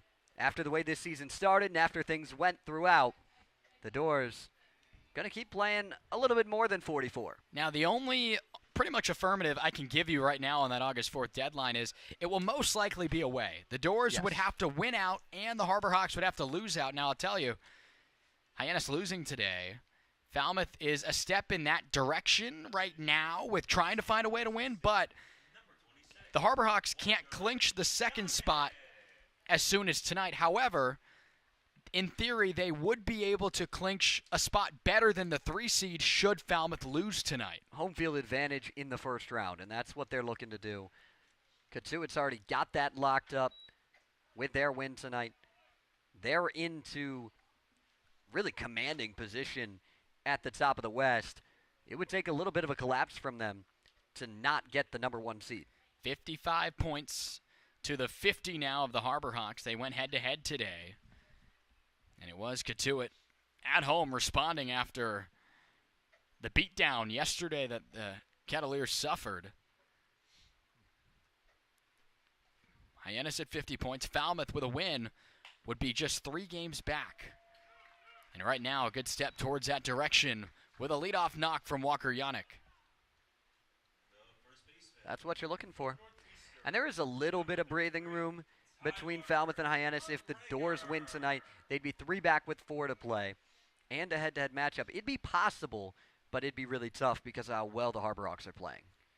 Hyannis, to this point in the summer, has taken 4 of the first 5 against the Doors. And we mentioned they're on the upcoming schedule. The Harbor Hawks have to play baseball here at the Guv before the postseason even starts. One more matchup. It's here at Guv Fuller Field. It's the second-to-last home game of the summer for the Doors before winding things up on August 2nd against Katuitt. Harbor Hawks have quite a bit of West left in them as well. They've got Orleans tomorrow at McKeon Park, and then they're here. They host Wareham, and they head to Bourne. Meanwhile, Falmouth taking on Bourne tomorrow. That's been a really, really tight and contested series as well. The winner of tomorrow's action would win the season set. Both teams victors twice, as well as a tie in there. Which is the other part of what makes that such a big game. One, it would potentially help Falmouth push further, but also it would give them the tiebreaker. The 1-1 from Reed hangs a breaking ball in there, and McGregor not the biggest fan of it. Can't blame him, though. It was up and away, but TrackMan likes it here. It's a really good pitch. It's not a pitch you really want to hit, but it's a good pitcher's pitch. Walker Yannick stands at first. That's his first hit of the day. He's on the move, though. Off the end of the bat. That certainly works. And good hustle, but by a step. McGregor is retired. Yannick would have been safe. That was a ball. But it spun. That was kind of crazy watching that ball down the third base line. I thought it was going to be foul. And then it just kind of backspun towards fair play and stayed fair. And now Gavin Turley has a chance to put Falmouth up. Flip the way this game looks. I think Walker Yannick might be a little upset that McGregor swung there. That would have been his 3rd stolen base. He would have been in there easily, maybe even without a throw. I don't mind it from McGregor, though. Try and protect your runner. Change up. Changed a little too much. Drops down low and away for a ball here to Gavin Turley. Turley, 3 walks, and in between a couple of those, a strikeout swinging. Trying to move his consecutive hits effort here over the past several games. He's gotten 5 of those in the last 8 games. This one gets away. The throw just barely not in time. Yannick on the wild pitch got in there maybe by a fingernail. That was pretty close. It was real close, but that throw a little high. Brooks wasn't able to get the tag down before Yannick's hand got in there. Incredible base running, and as a result, the infield again is in on the grass. With the Commodores trying to grab that lead before going into work there in the 9th inning. Hitter-friendly count here to Turley. The offering is a fastball. Stays upstairs. 3-0. You've got Heyman on deck. A couple of bases open as well. It's been 5 years since the Commodores walked 4 times in a game. Gavin Turley's got a shot to do that. If it's going to happen, it's got to wait at least one more pitch. That fastball got the very last edge of the bottom right corner away from Turley. You'll take it. Good look at Walker Yannick there. Walking lead off at third is the go-ahead run, and possible winning run for Falmouth. He'll have to wait there a little bit longer. Turley has walked now for the fourth time today.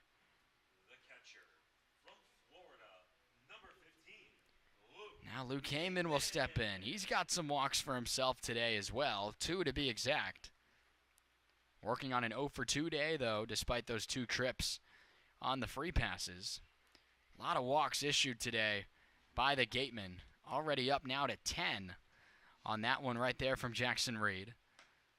First pitch swinging, and Luke Heyman nearly fell over on that big cut. If Turley feels like he can get a good jump, I wouldn't be surprised to see him on the move here. You want to take that double play out of order.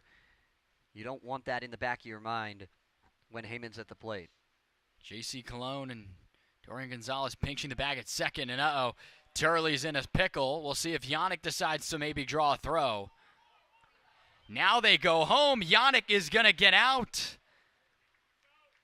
Turley got under the tag. Yannick's been tossed. And the throw came in. And he made some up-high contact, as you mentioned there, Zach, and things have unfolded pretty rapidly after that second out. I've never seen Jeff Trundy walk out of the dugout during a ball game. He now is doing that right now.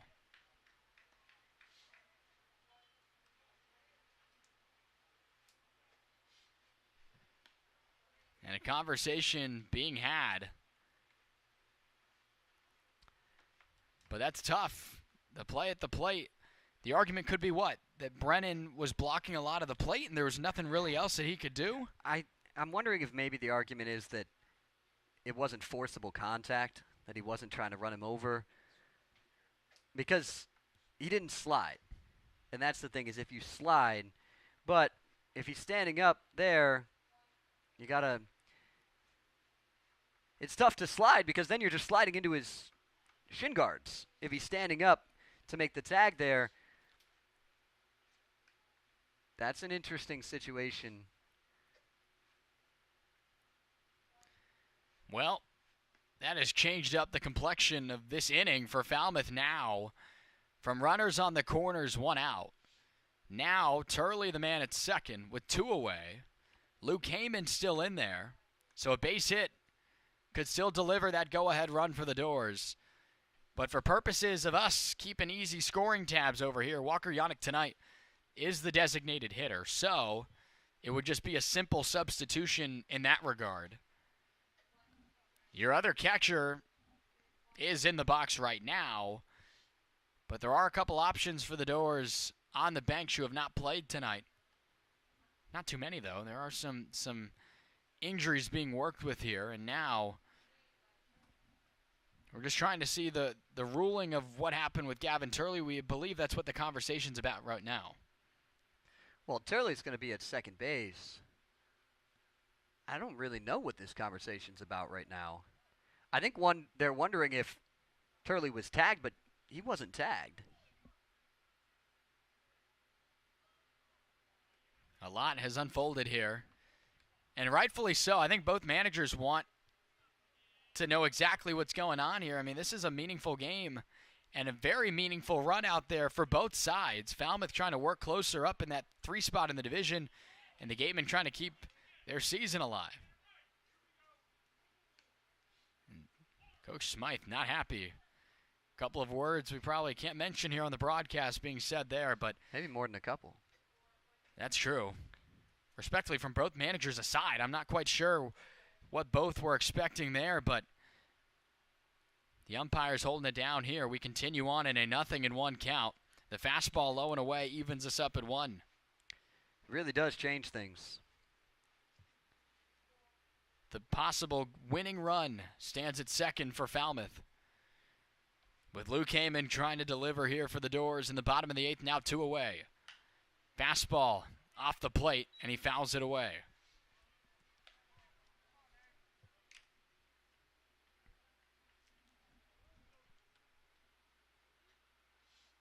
7-7 here. It is now 6-2 for the Bourne Braves over in Chatham. Wareham scoreboard watching here tonight, no doubt about it. The 1-2. Fastball outer third. Just barely stayed over there. And we're evened up at 2. We've seen just a couple of sliders from Jackson Reed, but it's primarily been a heavy dose of that almost like a sinking or two-seam fastball he's been using. It's got some late life to it. It definitely does. Couple of looks to Turley. The offering. Swing and a miss. Big spot. And the Gatemen survive on some activity here in this 8th inning, and it results in zeros for both sides in the 8th. We remain tied at 7, going to the 9th from the Guv.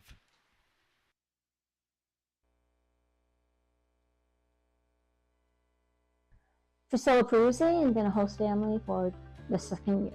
We found that every single player, even those that weren't staying with us, were polite, respectful, and really appreciated what you were doing for them. After a while, they were bringing home players, and they were always hanging out down in the man cave. Almost every day is another memory that you make. We even have friends of ours that will text us and let us know, did you see what happened? We've gotten a lot of other people supporting them as well.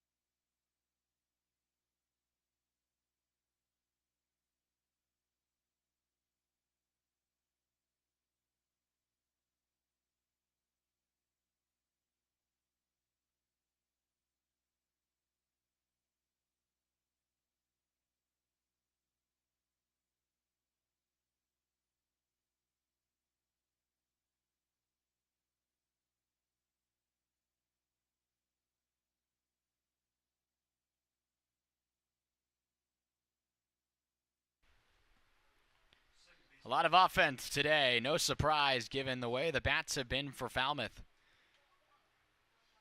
But in a matchup where there is a lot at stake for both sides in terms of, for Falmouth, playoff positioning the rest of the way. And for the Gatemen, for the time being, and at this rate it might just probably be about an hour and a half, still keeping their playoff hopes alive, should Wareham come away with the victory here tonight. Because right now the Bourne Braves out in front by a hefty number, 4 in the 6th inning at Veterans Field. Stephen Quigley back out there to work, and he gets 2 straight swing and misses here. A couple of fastballs from the Yukon right-hander, who now could be the pitcher of record. Everyone else off the hook to this point. And look at that, 3 fastballs, a couple of cuts and misses, and Dorian Gonzalez is a strikeout victim. He's got an electric arm. And he's got good secondary pitches as well. There was a reason he was first team All-Big East this year. He's trying to get him through the top of the 9th, and then they'll have Cody Dalvecchio warming if needed in the 10th.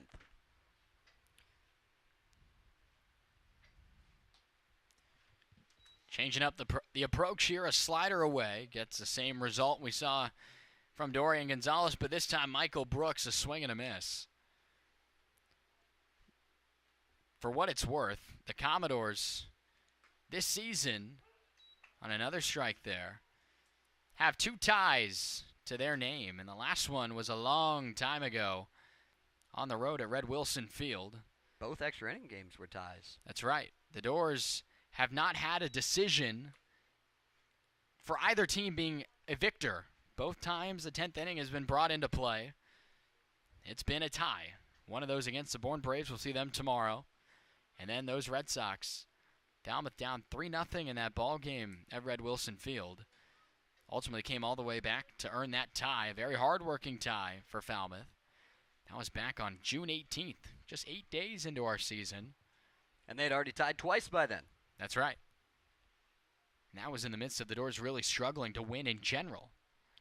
3-10-2 through the first 15. You saw it earlier if you were with us back in the third inning. Showed that graphic at the comparison between the first 15 games and the last 24. And, boy, it's been quite a turnaround.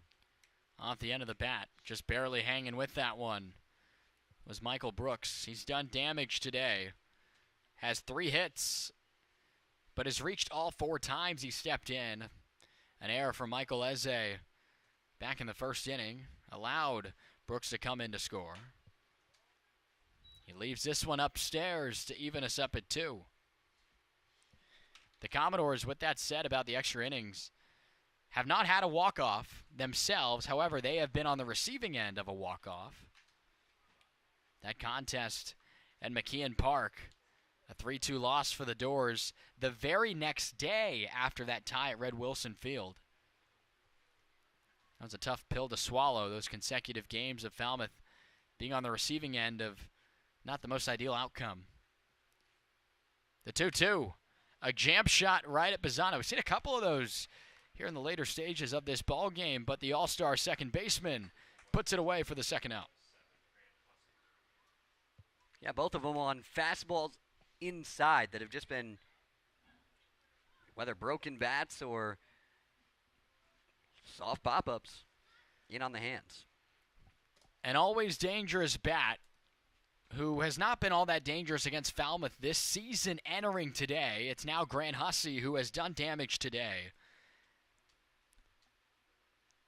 Hussey, 2 consecutive extra base hits. Had the double last time, was cut off at the plate, though, when he was trying to score. How big is that decision at the plate? The fact that he was able to be out at the plate there. Then the 2-run home run back in the 5th. Chops this one foul towards the dugout of the Doors. Quigley's got him where he wants him here. No balls and 2 strikes. Falmouth's had a lot of opportunities as well, though, that they've squandered. They left them loaded. They had them loaded with 1 out in both the 3rd and 7th innings. In those 2 innings, from that situation with the base loaded and 1 out, no more runs scored. Was a double play ball in the 3rd and then a strikeout and a ground out in the 7th. They've had to work out of some danger here. 0-2. It's a fastball. Runs away. Trying to work the big lefty backwards there was Quigley. It's the first team Big East selection in Stephen Quigley. Very capable as a starter, but getting reps out of the bullpen here for Falmouth. And right now, trying to do his best effort of really holding this thing. Keeping the deficit where it's at, or rather, excuse me, the score, 7-7. No deficit to be had right now.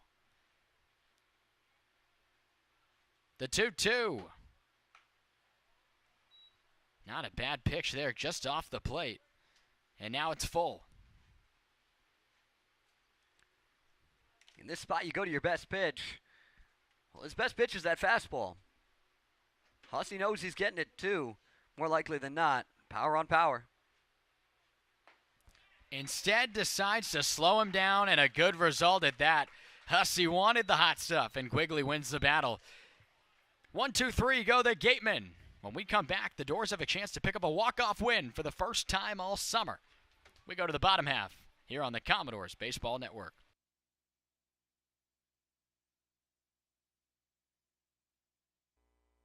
I'm called the boards. My name's Evan O'Toole. Hi, this is Travis Bazzana from Oregon State University, and I'm going to be drawing our Beaver logo. I'm going to be drawing the Raging Cajuns logo.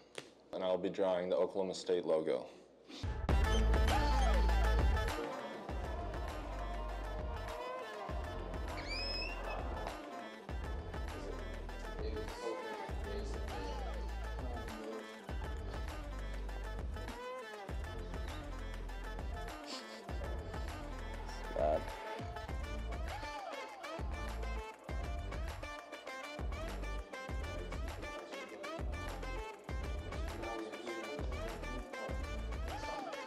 All right, this is what I got.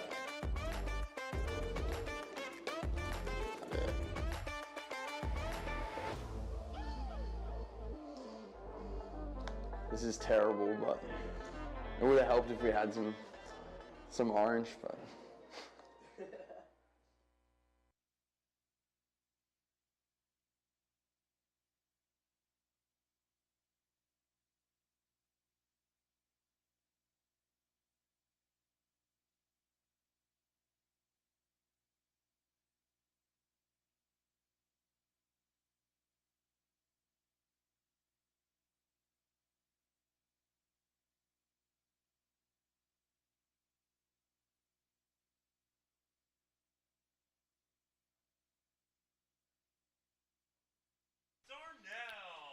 Sean Darnell, good man to have to lead off a chance to win the ball game for Falmouth.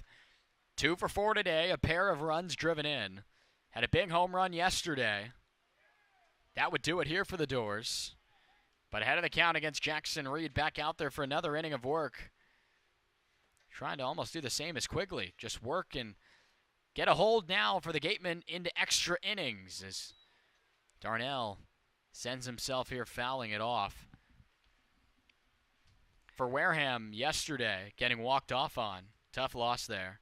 Played a really good game. Today, you could argue the same effect. It would be a tough stretch of games to ultimately have the season end should it result in that effort here. The 1-1. Darnell empty on a fastball just off the plate. And it's a ball and 2 strikes. And this is the ideal part of your order for Falmouth because even if you go 1-2-3, you're going to have a really good base runner in Nate Humphreys at second base in the 10th with Eze Bazana coming after that. Or you can walk it off here because these guys have enough to do it themselves. Good thing the on-deck circle for Falmouth is on the opposite side of home plate. That heater ran away. And the count is evened up at 2. You mentioned it, partner. Nate Humphreys is in the hole. In between Darnell and Humphreys is Caleb Hall. Has himself 2 hits today. Picked up 2 runs on that RBI single. Tied the ball game up last time he was up.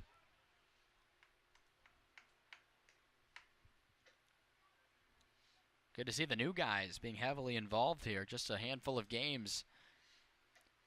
Just 5 now for Sean Darnell. Hall hasn't been in the lineup every one of the games that he's since been here for, but in there today. They're going to need those guys on the playoff push. The 2-2. Drops one down a little low there. And now you've got a full count. The winning run for the Doors stands right now in the box, and Sean Darnell trying to single-handedly end the season of the Wareham Gateman here. And we'll have to wait at least one more pitch to potentially see that. And this Falmouth dugout is loving it right now. Up on the fence, yelling out base hit, ball 4. And they loved that foul ball there to stay alive. Not to mention Sean Darnell, good speed too. So we'll see what could be on for Caleb Hall. Should a base runner reach. The 3-2 from Reed. On the ground to short. J.C. Cologne, a step and a throw to retire Sean Darnell out number 1 here in the 9th. Good at bat, though. You saw pitches. You made Jackson Reed work. The more you make him work, the more likely you are to get a mistake pitch, even if it comes a couple of at-bats later. Good pop for the Doors here in the box. It's Caleb Hall now. Limited action this year at North Greenville, but won the batting title in the South Florida League before coming up here to the Doors. And he didn't win that batting title Luis Arise style with a lot of singles. He had himself an OPS over 1,100. That would certainly do it. But he's behind in the count, 0-1. Got a floater here. Probably not a pitch you want if you're Jackson Reed, but he got the result anyways. 0-2 on that foul ball on the changeup. It's a couple in a row that he's left over the plate, but Caleb Hall wasn't looking for it. He wants to jump on a heater. See if he gets a chance to 0-2. Decides to work backwards, puts it in a spot where he can't be hurt.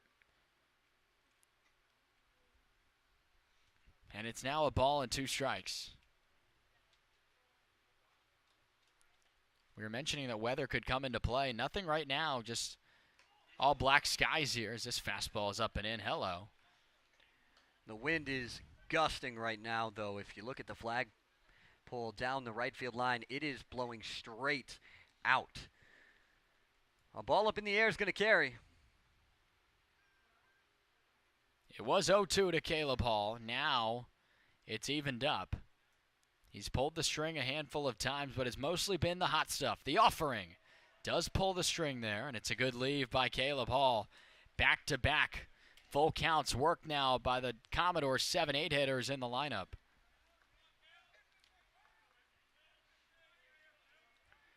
The Chatamays have grabbed one more run. It's the top of the 6th inning.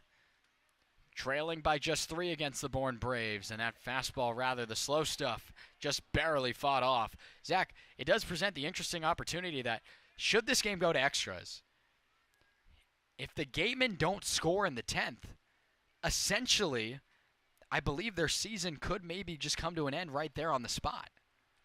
I mean, pretty close. Because you'd either tie or lose straight up. The 3-2 off the plate. The winning run for the Doors is now on first base. The Gatemen do still have that tiebreaker at the moment with Bourne because they have to play him still.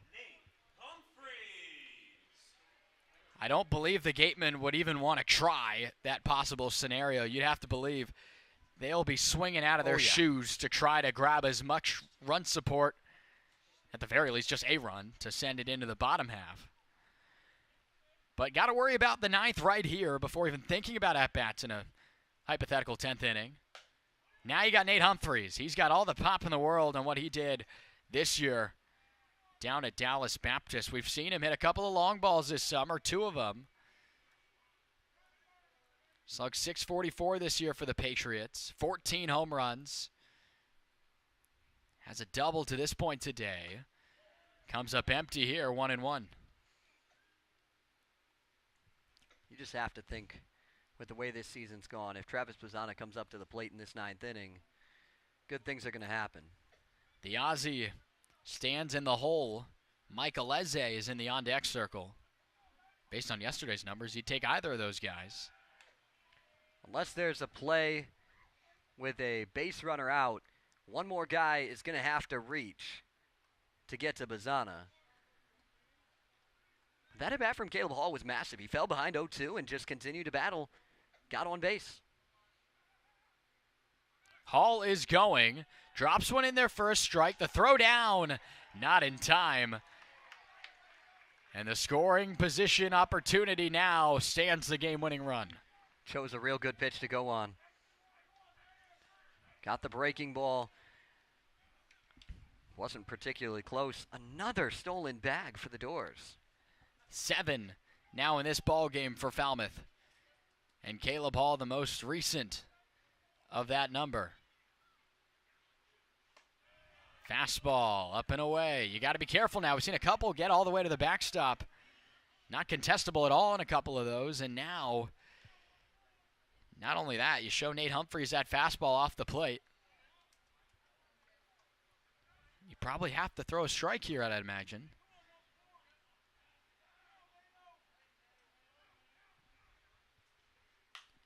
Breaking ball, and it's popped up.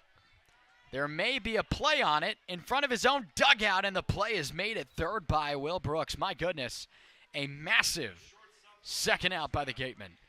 That was a really tough play. He overran it, had to reach back to make that catch, but here we go. You saw the heroics yesterday from Eze in his return. What's he got tonight?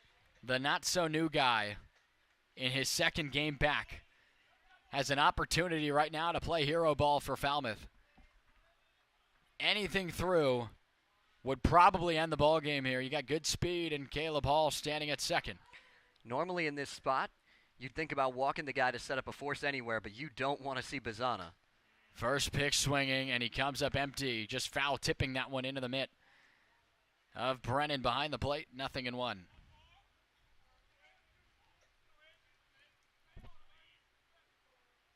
Reed had no trouble with Eze the last time he saw him either. 3 pitches. Got him on a looking strikeout, too.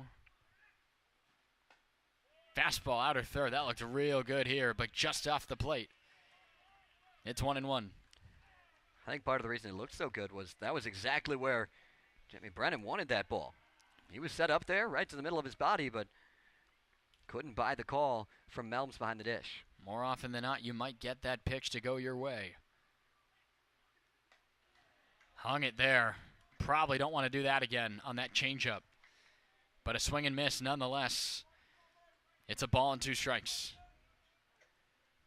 Still a decent number of fans here taking in the opportunity for Falmouth right now. With a ball and 2 strikes here. Tie game. Caleb Hall, the winning run, standing at second. Swing and a miss. And a lot of emotion for Jackson Reed walking off the mound. We're going to extra innings from the Guv. It's still tied at 7 after 9.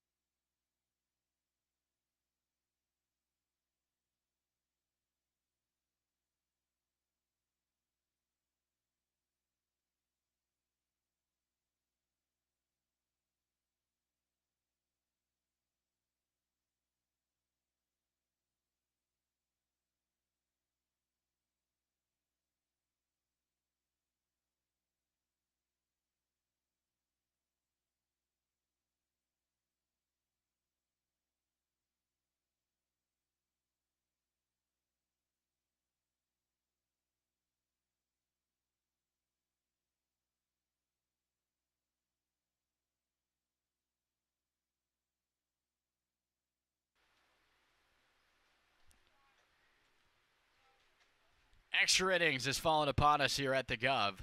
The rules are as followed.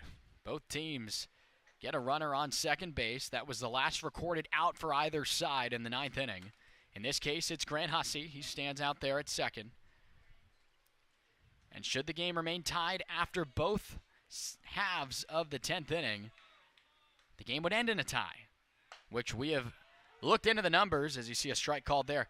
A tie here would not end the Wareham Gateman season. It would depend on what happens in Chatham with the Braves on top by 3 at the moment. But Hussey the man in second. Grant Sherrod stands in the box here in this top of the 10th inning. Stephen Quigley still out there for Falmouth. Gets a couple of waves and misses here. Nice start to this 10th. It's 0-2. This game's getting chirpy. Both sides getting into it. Good baseball right now.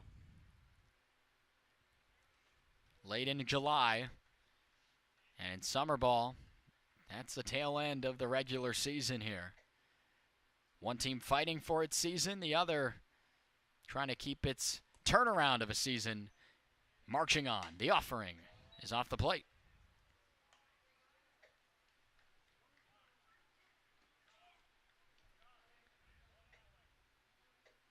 Three hits and 4 tries today for Grant Sherrod. He's collected 3 runs driven in. Something through here could certainly bring in his 4th. And Quigley wants to step off here and just reset. You get a good look there at the defense. The door is shifting to the left side of the infield. The pull side of Sherrod in there from the right side.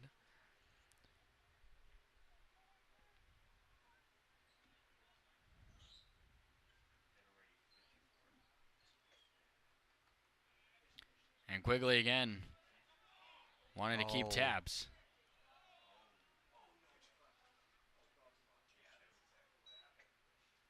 And it appears a pitch clock violation will be called. The Gatemen were convinced that that was a balk. Nonetheless, the umpires who have been busy today say it was not. And Luke Heyman just wants to talk things over. There's no one holding on Hussey. Yet Quigley has stepped off several times and mimicked that throwing motion over to second base. I don't think the Doors are too worried about Hussey trying to steal third in this situation. You think it maybe could just be mind games at the plate with Sherrod, just trying to, I don't know, keep him off balance before getting back up there and deciding to deliver? It's definitely possible. But you find yourself in a 2-2 count, it changes things quite a bit. You don't have as much room to play with. Runs the fastball off the plate, and it's a full count now. Grant Hussey has stolen 2 bases this summer. He's 2 for 2. Hasn't gotten thrown out when he's decided to, but he's not really threatening as you get a good look there. And it's a fastball off the plate. And the first man to see Quigley here in the 10th works a walk.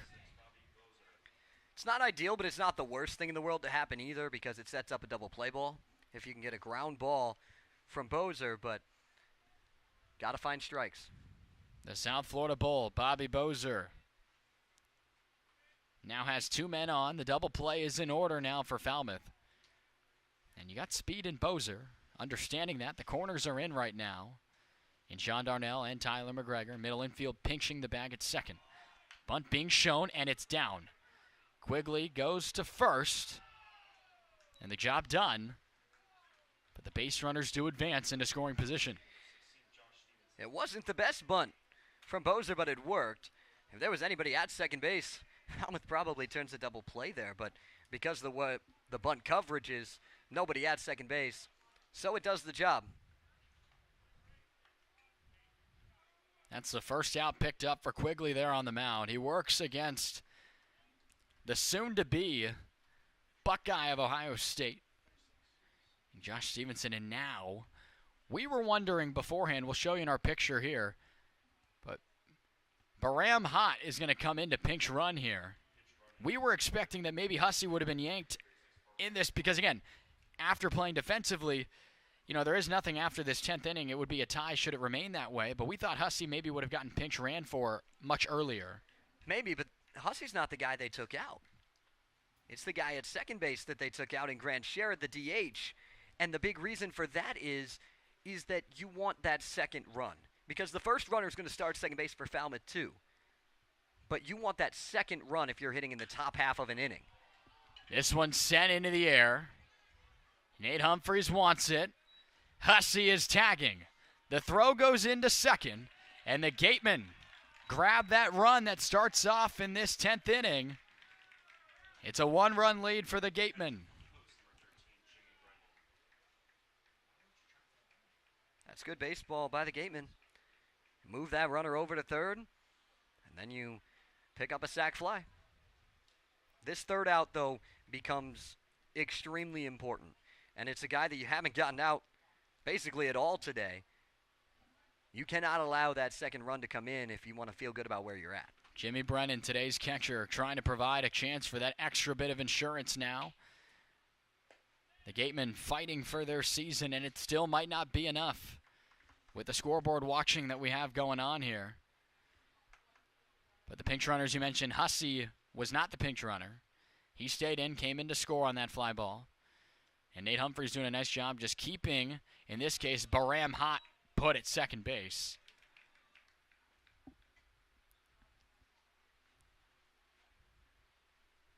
But Jimmy Brennan has been a tough fit today for the Doors, no doubt about that. That might be putting it lightly. He's 3 for 4. The Bourne Braves have grabbed one more run. It's 7-3 in the bottom half of inning number 6 out there on the east side of the Cape. A jam shot here. McGregor has room, and he makes the play. Wow. And now we're having a ruling here by the first base umpire. Jeff Kinney is saying that McGregor's leaning up against the netting, and that is not an out.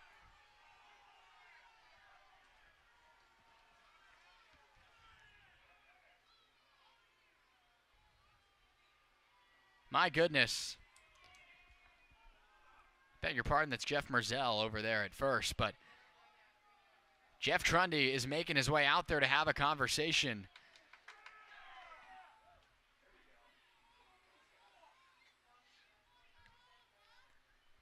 We're just kind of taking this in right now. There have been several instances of both managers having conversations with the officiating crew here tonight.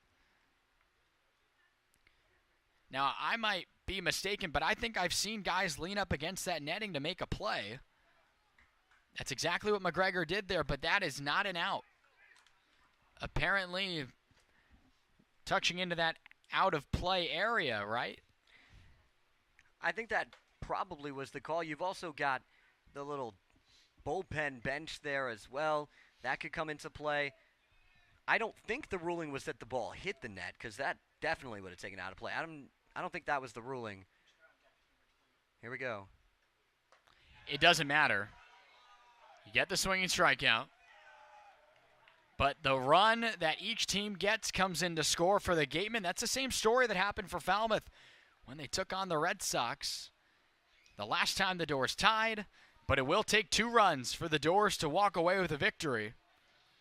Again, for Falmouth, you're trying to just gain points and trying to lock up that third spot and maybe even dance a little bit further here. But the Gatemen do part of the battle. They grab a run there and now are 3 outs away from a victory here on the Falmouth turf. We'll be right back with the rest of this ball game when we return.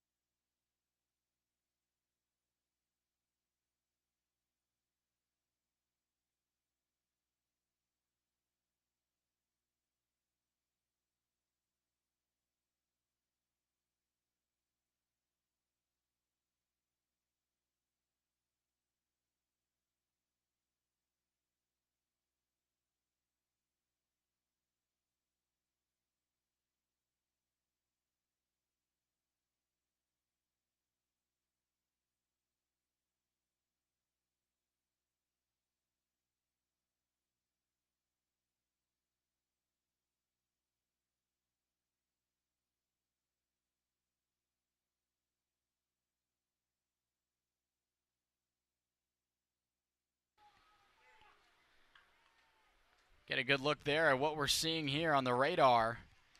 We think we should be able to get it done in time, but I'd like to be back at my home before that weather comes in here at the Guv. Yeah, there's a rally rabbit out on the field. If you've been with us all season, you know that's happened a couple times. But right now, it's holding up the game, and the weather doesn't like that. Now the bunny rabbit making his way around the backstop. Thing does not want to leave. Still hanging out by the on-deck circle of Wareham. Yadi Hernandez taking a walk over here. The new defensive catcher in there replacing. There's a lot of people outside that gate. They're trying to coax it out there, and the rabbit doesn't want any part of it. They're going to try and trap it. Trying to get a shot of it here. Teamwork at its finest. And there it goes. And there we go. So, to catch you up now on what is happening here, Michael Eze is the pinch runner, rather just the extra base runner here. He stands at second. He ended the inning there in that 9th inning with a swinging strikeout. And now Travis Bazzana is showing bunt here against the new pitcher in Josh Lanham. He steps in as the game-winning run. First pitch went slow on him, a changeup there. Misses downstairs for ball number 1. And he's not bunting, at least not on that first pitch. A look back to Eze. Fastball upstairs. Both dugouts getting loud here. Falmouth trying to find its first walk-off win this summer. Floated the changeup. That's a good take when you're ahead 2-0. And now Travis Bazzana has seen a strike. You got a lot of speed in Michael Eze. Showing bunt. He drags it down, and it's a base hit in on the infield, and that is professionally done by Travis Bazzana. Earlier this season, I asked Travis Bazzana about the bunt because he had a bunt hit in the game, and he said, I can do that anytime I want. And that's exactly what he does there. Just perfection, because now you've got that tying run over at third base. The infield's trying to play in, but if they play in, Bazzana's just going to take second. And because of that, the defensive replacement, Yadi Hernandez, the best defensive catcher on the roster, he's come into the ballgame now trying to protect anything from getting by. We've seen him before to this point in the summer, and now a mound visit will be had. Yeah, Ryan Smythe wants to talk things over because you're putting yourself in a really tough spot if you play with the infield in and the winning run at first base, because then you have to move either Gonzalez at second or Colon at short, have to sprint backwards to get to second base to try to cover that throw down from Bazzana.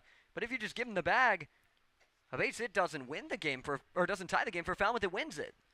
Ryan Smythe, the manager here, trying to orchestrate a chance for his team to keep its season alive. Although with 2 out in the top of the 7th inning, the visiting Braves on top 7-3 against the Chatham A's. 4 errors by Chatham over there at Veterans Field. Certainly not giving the Wareham Gateman any help in terms of trying to keep a clean game. But nonetheless, work to be done here, and if nothing else, just trying to play for pride and win a ball game. The first pitch to Barry Walsh. Misses downstairs. Walsh was added into the ball game because of Walker Yannick in the bottom of the 8th being ejected there, coming across home plate. So he gets his first cuts here today. Going is Bazzana. Hernandez bluffs the throw intentionally like we were picking up on, and a base hit would win the ball game for Falmouth. And if the infield's going to play in like it looks like they are, just got to find some way to poke it through.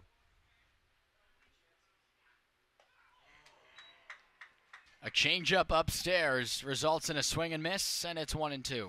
That's the pitch that you see out of the hand, and you want to hit a long way. But it can work like it did there. That one just misses below the zone. Another change up there to Walsh. We saw the curveball in the first pitch. He's kept it relatively slow. There's Michael Eze, a walking lead. He's the tying run. Behind him is Bazana. He stands at second as the winning run. Walsh, a jam shot. It gets through into right. Eze will score. The Commodores have walked off the Gateman.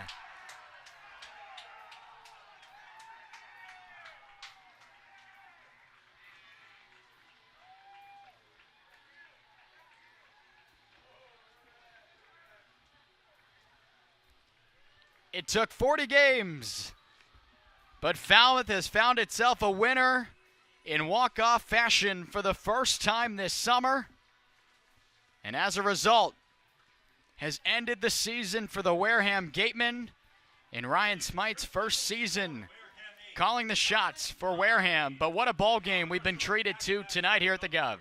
It was spectacular, and Falmouth comes through. Barry Walsh, cold off the bench, doesn't matter. Finds himself walk-off win.